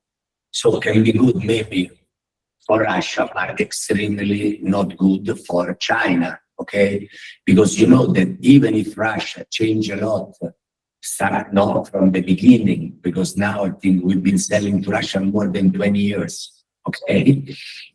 Mm-hmm. They changed a bit, they are more refined, you know, not like before, but the typical woman or the Russian woman doesn't dress like a Chinese woman, okay? Or not like a Korean woman. So this is not very easy to answer, but it's possible to do it. But we have to start from something, from a collection. Because what we do, as I told you, we've been a distributor for, I don't know, 37 years. Non ti sentiamo più. Okay. Can you listen to me? Because I listen to you very well. Una very quick question, because I think we have other question and we need to close it. And then I finish. Can you listen? Sì, Can you hear me? To say, we are able to give to the manufacturer all, I think, the good advices, but we have to start from the collection. Because generalizing is very easy to say, this is good for this country, this is not good for the other. Like, of course, if you sell to the Middle East, you cannot sell heavy clothes, you know. Instead, if you have to sell to Russia, you must have long, coat, down jackets, very warm. So to simplify. But of course, we are able, especially as you said, because I saw a slide, then you went very fast. Milan is the capital of the worldwide showroom, is the capital of the showroom worldwide. There are, maybe we made a census, not 1,000, there are about 1,200. So 1,200 showrooms and 60% are multi-brand. So I think most of the showrooms, they can really help the collection designer to go worldwide. È ottima, grazie. Thank you. That was my question, and of course we couldn't go in deep in every single detail, but this means the merchandising mix of the style has to be super detailed, otherwise it's not enough to sell.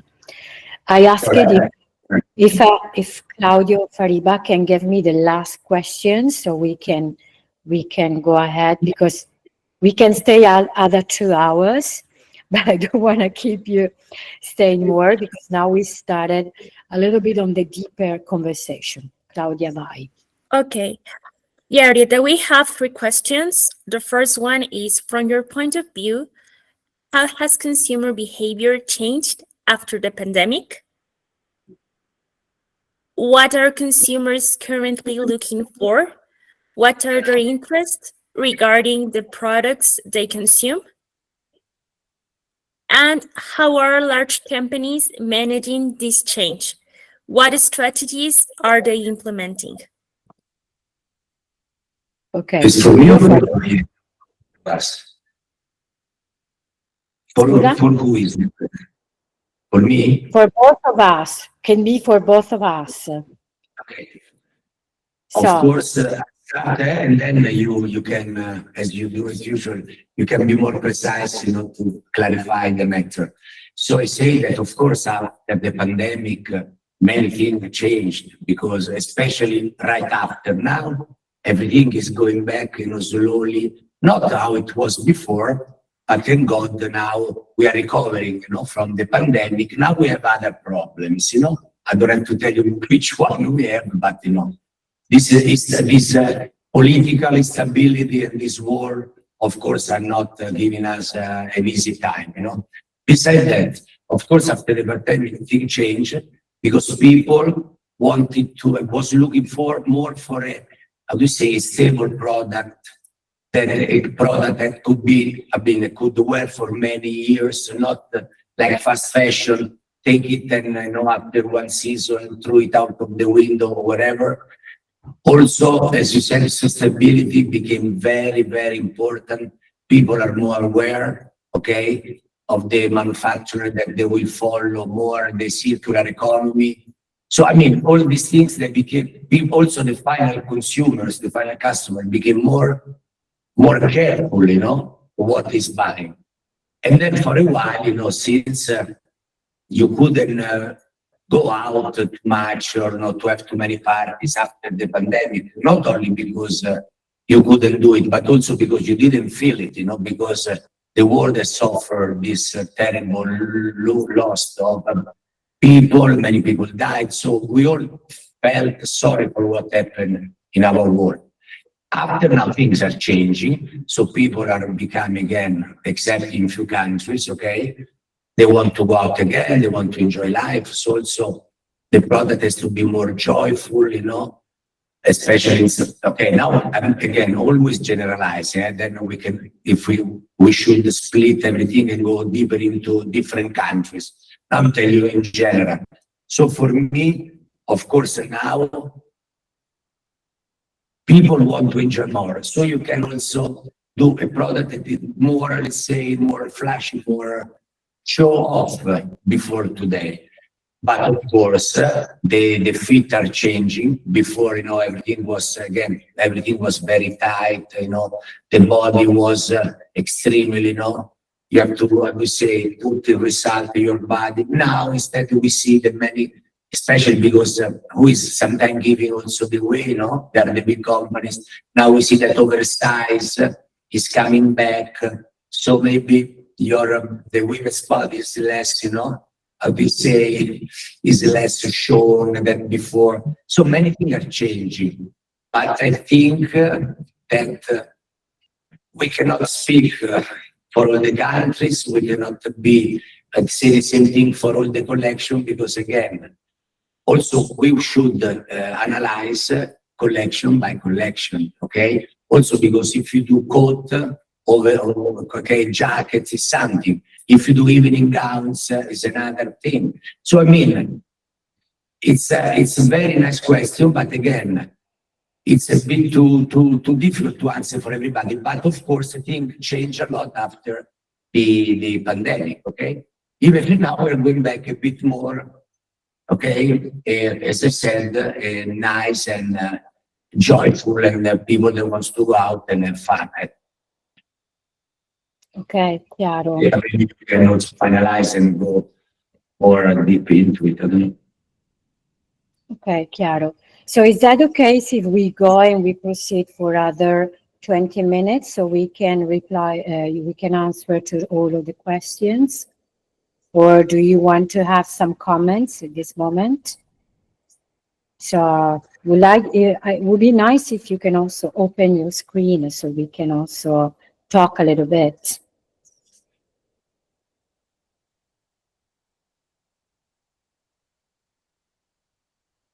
Grazie. Mariana, you want to say something? No, just opening my screen and thank you very much. I mean, it was on my point of view, it was mainly an explanation. The first part of this session, it was mainly an explanation about how you are organized in Italy with the Fashion Week and everything. And now this second part with you, very interesting to know about your career and how things have changed and how you have moved throughout your career. So thank you very much for sharing with us. Mariana, I thank you instead to having me with you. Of course, I would like to tell you more, but the problem that we don't have enough time, and then sometimes, I'm not as good as explaining my point of view in 3 minutes. I like to explain, and I know this is not maybe the way to do it, because we are many people, we are in a web call, and it would be nice maybe one day, with Orietta, to be maybe, I don't know, in a big room and meeting each other and talk a lot all together. Because I told you, it's very difficult to go deep in some matters if we don't see the product, if we don't understand also what you want, what you're looking for. This is also very important. And we have to understand the capacity of the brand, because maybe you want to go worldwide, but you cannot do enough collection, because sometimes, it depends. If you are like, I don't know, a street style or street couture collection, maybe you need more spread distribution. So you need more collection, and maybe one in Milano. Then if you want to distribute to Europe, maybe you have to be in London. Then, to have the agent in London, then maybe in I don't know, in Germany, in France, in Spain. So, I mean, we know everything about that. And for us, it's very easy, because I told you, I've been doing, unfortunately, or fortunately, this business for 37 years, okay? So I think I know quite well almost everything, but the problem that there is not one recipe for everybody, but there is some recipe that all together, with a very good shaker, then you make a fantastic, drink. But it has to be done for your collection, okay? Not for everybody. The recipe are not for all the collection, okay? Then the organization, the way to sell, the way to present the collection, where to be, this could be good for everybody. But even in defining or choosing the showroom depends on your collection, okay? And which are the collections that are sold in the showroom. And if the customer of the showroom are suitable for your collection. So there are many things that we have to, look very careful and think about it when we're going to, to say how you should proceed in the distribution. So, I mean, sì. This is really, thank you, Giulio, because you also open, and thank you, Mariana, that you and your stream is always interesting to see each other. Yes, related to your question that you wanted to know, how is changed the consumer after the pandemic? It's true, even in my side, I'm running the international relation. Now we are more stabilized with a new scenario, which means new countries are more important rather than the others. For example, the concept of oversize. The concept of oversize, it's something that came in changing our collection. I talk in term of down jacket, coat, top, even trousers, because since South Asia is the most important, and South Asian, it's also bringing a consumer, which is a good spender consumer, and which is in the age of millennials and Gen Z, and they have a power to spend in a quite large way. So in this case, the merchandising mix of many collection started to go more into the oversize. I give a very simple example. Everybody knew Zegna, Zegna, because I just give you an example that you have in your house. Before it was completely fitted on the body, and now it's super streetwear and one size most of the time. Why this? Because this is really the changing behavior of who is the consumer coming and to buy. This means large brands, and then immediately after, premium brand or middle brands, they adapt to this typology of consumer. And now I'm talking about South Asia, Asia in general. What about if we talk about Middle East? Middle East is a completely other story. So that's the reason I asked it. I just was in Dubai last week. Middle East has to follow their lifestyle and their habit. The Ramadan is the most important.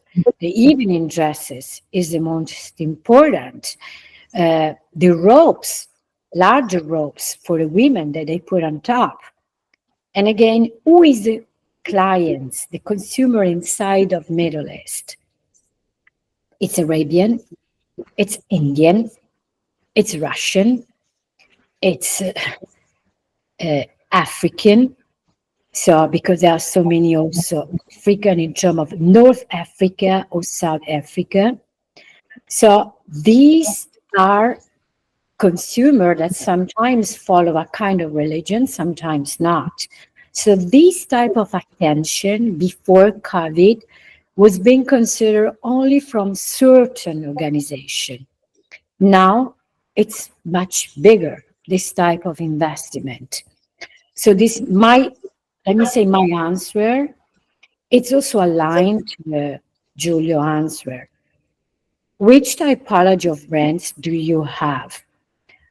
Are you able to multiplicate your collection and start a conversation and a business model in some of these countries that in a certain way we consider very important?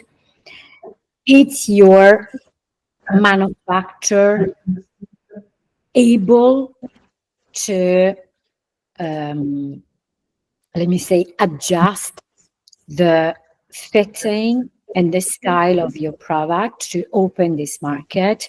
So these are some of the facts that we can also discuss further, but they make you understanding that the consumer after pandemic, it's more local.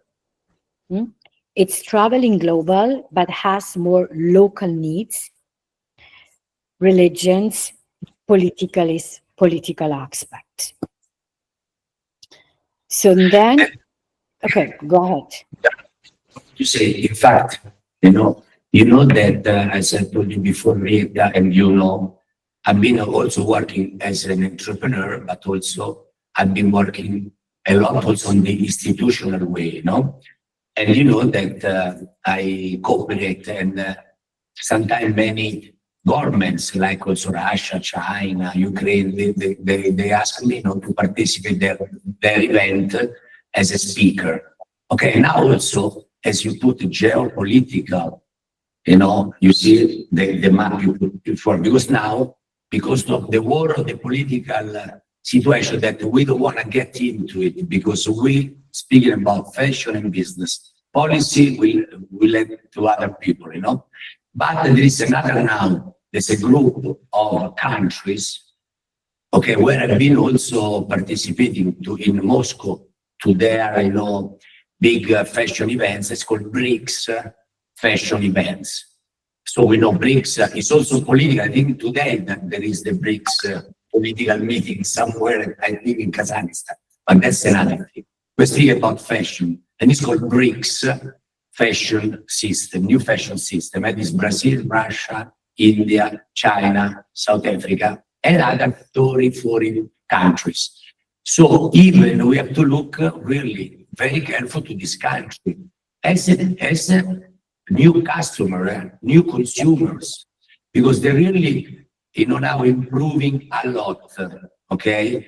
Also, I met now an Indian company. They have 5,000 shops all over India for fashion, and 7,000 for food, for technology. So they are so big, and they are start to buy the best collection, and most of them, thank God, are Italian.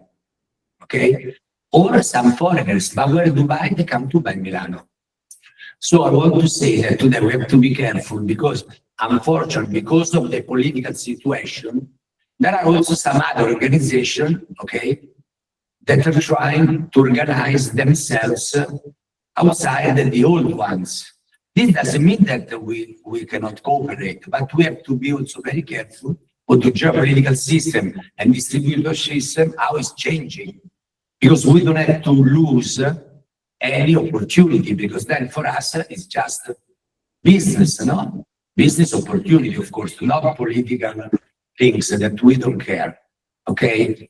Okay. And then I finish, and I agree with you, even Max Mara today, that is considered Max Mara mainline, no Max & Go or the other one, all the jackets today are oversized. And I see many women that they start to wear this oversized jacket. Okay, they like it a lot. So I think this would be, it's a really new trends, So and then I want to answer to the third question, that was that one you asked, how large companies managing this change of the consumer, changes of the political aspect, but also changes of the strategies. For sure, in every countries that they act, they have a different marketing approach. So what this means, if you decided to target a market, you need to have your distributor, and you need to have your marketing entrance, and also you need to have your retail relation. For example, we talk about product placement in the store, so like pop-up events, and also resort collections and special lifestyle collection. Now I'm telling you something that for sure you know, because you are for sure online connected. But let me just share some slides I was preparing for you that are more connected to this. As you could see, when I was talking about fashion, hotel, lifestyle, so the travel and the fashion connection is very important, which doesn't mean an hotel or a resort, it's selling a big brand only, but the collection, the product are made together. That's very important. Let me show you some of the collaborations that the big brands are doing. This Missoni and Roccoforte. Roccoforte, it's, let me say, one of the biggest hotel chains. So hotel chain are partnering, or Le Carillon. In this case, we are in a specific location in Italy, which is in Liguria, and it's Portofino, and where Dolce & Gabbana is designing everything from lifestyle to specific apparel product. Or Loro Piana. Loro Piana is a brand that I really suggest you to know very well, because in the latest 1 year, they became from an unknown company or just known for few to become the desired brand from, let me say, market that was absolutely unexpected. Mainly not only Asians, but even market that they were not looking for such a conservative place. And here we are in Saint-Tropez. Valentino, which is in Ravello, again, which is in Capri region. Or let's see, Armani, another activation. So if you think this is just for fun, no, this is a very particular way to target a specific consumer, which is very important. And most of the time, the sales approach is organized by our retailers. The multi-brand retailers where we were talking about, like the Best Shop that I was saying, Camera Buyer, those retailers are also those one organize all the selling and all the retail aspect for the hotel, because hotel cannot manage this. Let's leave it Chanel. Here we are in Lake Como. Lake Como in this case is Pasta l'Acqua, one of the biggest group in Lake Como owning villas and hotel, and they particularly study every specific collection, in this case, only with independent brands that personalized with them. La Double J, for example, is a beautiful, let me say, premium brand, making collection only using Lake Como silk printed or jacquard fabric. And they design also everything about that. Of course, the La Double J present in Milan Fashion Week. La Double J has their own store in Milan. Now they start to spread all around this area. And like this hotel, we also have another one that I suggest you, which is Pellicano. It's another one in Tuscany. That it's one of the first to have the most compelling online and offline shop with only capsule collection with famous brand and unfamous brand. Famous means most present worldwide and also the smallest one, which means it's a good point. And then last but not least, is important to talk about winter resorts. Winter resorts are the most important activities for most of the brands. And now we are ready for the winter season, and we for sure is the second season that I'm sure 100% that most of the brands will present their collection. One of the top of everything, it's Neve. Neve is a specific collection presented, let me say, from Armani. This is an example of what the big brands are doing. Armani created a new brand, a new logo, and a collection which is not presented to any fashion week, but it's only inside of some specific location. In this case, Moritz, Chamonix, Crans-Montana.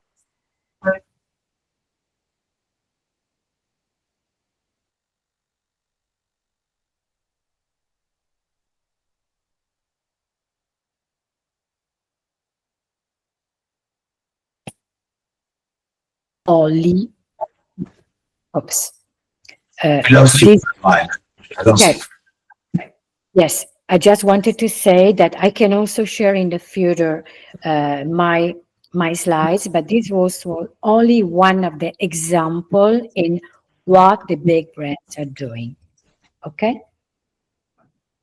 So I think we have a last question. Do you want we go to the last question? Otherwise, if you have any question, we can close it this session and we can see tomorrow. Okay, yes, Orietta, we have another question. It's from Andrea. So related to the comment of the introduction of a brand to the worldwide market, we have examples of big brands entering to Asia as a whole. But for young brands, my own, we are fighting fast fashion, taking in account sustainability, but is it easier to be seen for a particular product or as a brand?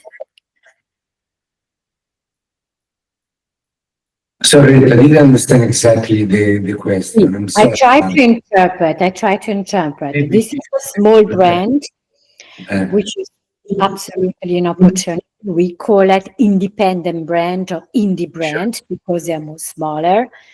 So this brand, it's taking in consideration sustainability, what I understood. Sure.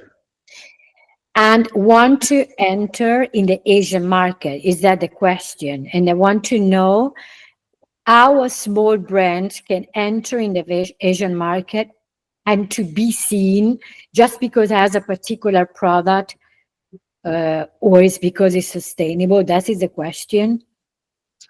Yeah. I mean, I think we already said before, but we should repeat it. For a small brand, I think the first thing is to approach either in Milano or in Korea, that, here in Orietta, you can be also more precise than me, a multi-brand showroom. Because first of all, being a multi-brand showroom, you can already have the possibility to start, how you say, and to see also, not a competition, but to see also what the other one are doing. And also you can understand maybe how to focus and how to how to say, change or improve your product in order to be good, especially for this particular, for this particular this country. And then also, I think being a multi-brand showroom would be important because usually the owner, or let's say the people that work in the showroom, can really help the owner and the designer. Sometimes, the owner is also a designer, of the small collection, or let's say, an SME, small and medium enterprise. So they can help the designer to, let's say, to understand which is the request of the particular singular market, and the designer can modify, can improve his collection in order, to be suitable for not only for the showroom, but then suitable for the final consumers. Because I think at the beginning, and then I finish, Orietta, some young designers, I don't speak about you, I speak about in Italy, even the Italian designers, sometimes they open directly their own showroom. And it's very difficult, first of all, to have a final customer coming to your showroom if you are alone. And second, you have not other collection also to see how also, or which kind of product they propose, in order to start understanding exactly if yours is really, at the same standard and suitable for the particular market that you are referring to. So I think the first step for a young brand should be to go inside the multi-brand showroom, I told you, because they can see also what are the other propositions for other designers, and also to have the right consultancy and the right advices from the owner, the people working in the showroom, how they should improve their collection in order to be suitable for the market they want to approach. Okay, so I think I do agree in this aspect. Yes, a small brand can enter in to a market like Asia. It's important to have the showroom connected because this is a trust that you will be paid. They will manage all the relation, and they can also promote in a particular partnership with the store. But on top of this, it's necessary to have marketing investment. So usually for a young brand, we suggest if you want to penetrate Asia, and then Korea is one thing, Japan is another thing, and China is another thing. So you have to target your marketing directly in that specific country, which means using a different tools. For example, no Instagram. In China, nobody can see Instagram. Instagram, it's mainly for South Korea, but if you go to South Korea, you need to use Kakao Talk. And if you go to Japan, you need to have Line. So these are just very specific and particular aspects. But of course, yes, it's possible. In China, you need to chat. Yes. So let me say that we ended our topics because I think we can, would be nice to, yeah.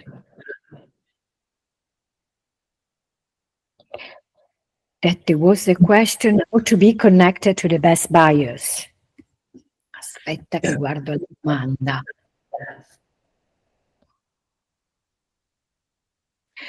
The best way to be connected with the buyer, of course, or for sure the showroom, because the showroom also. And of course, when you are in the calendar, as we explained to you, or you are in Milano with your collection, that's the place where all the buyers comes.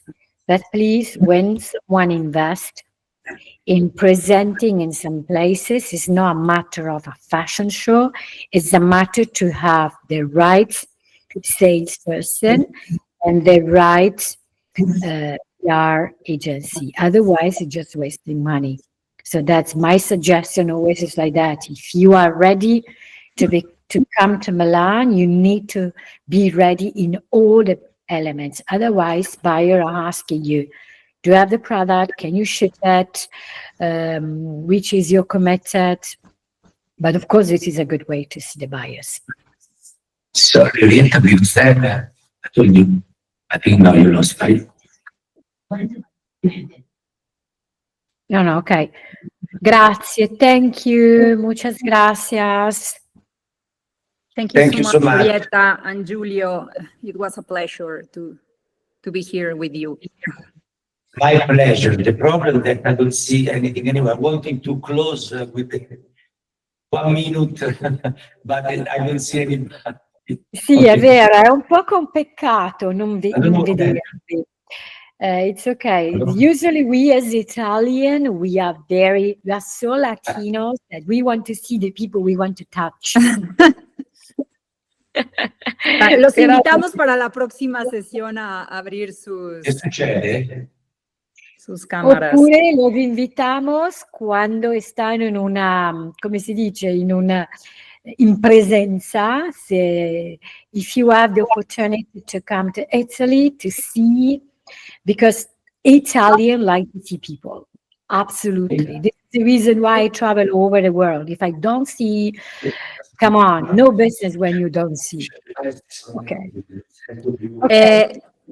Les agradecemos muchísimo por la presencia y en la siguiente sesión, que es mañana, los invitamos a abrir cámaras, a interactuar un poco más. Y si tienen alguna, por favor, si tienen alguna pregunta, alguna duda, algún tema que quedó suelto o que quieran que se toque, por favor, si nos escriben o escriben al personal, al team de la cámara del vestido y nos los van a compartir para que mañana lo podamos tocar y también tengamos este hilo de lo que ustedes están buscando con estas 4 sesiones.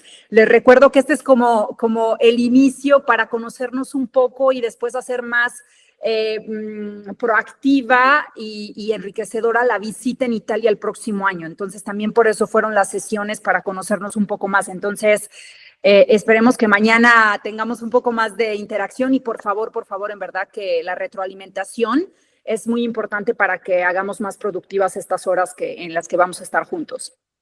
Muchísimas gracias. Gracias. Muchísimas gracias. Gracias che mi state mostrando, siete bellissimi. Nos podemos quedar, Orietta y equipo de la cámara. Ok. Gracias, bye. Gracias. Gracias. Gracias Julio, gracias Giulio, ciao. Grazie Giulio. Se vuoi rimanere un secondo, salutiamo Fariba.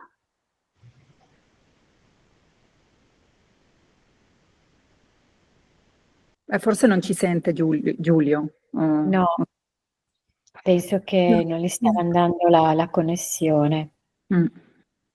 Ok, now can you hear me? Grazie Giulio, noi ti salutiamo, abbiamo chiuso la sessione, ti presento Fariba, così. Ciao, piacere Giulio. Before to close it, that I always say to the young designers, don't make the mistake that before you want to do No, ma sei solo tu adesso abbiamo sei solo tu, sono andati via. Wow, grazie Giulio, no, grazie veramente tanto. Grazie del tuo tempo, perché lo so che avevi una giornata super busy, ma ci tenevo. Grazie, buona giornata. Grazie a voi, è un piacere, grazie. Ciao Take care of yourself, all the best. Io non ho più luce. Posso accendere la luce perché non c'ho più. Ciao. Vai, ciao.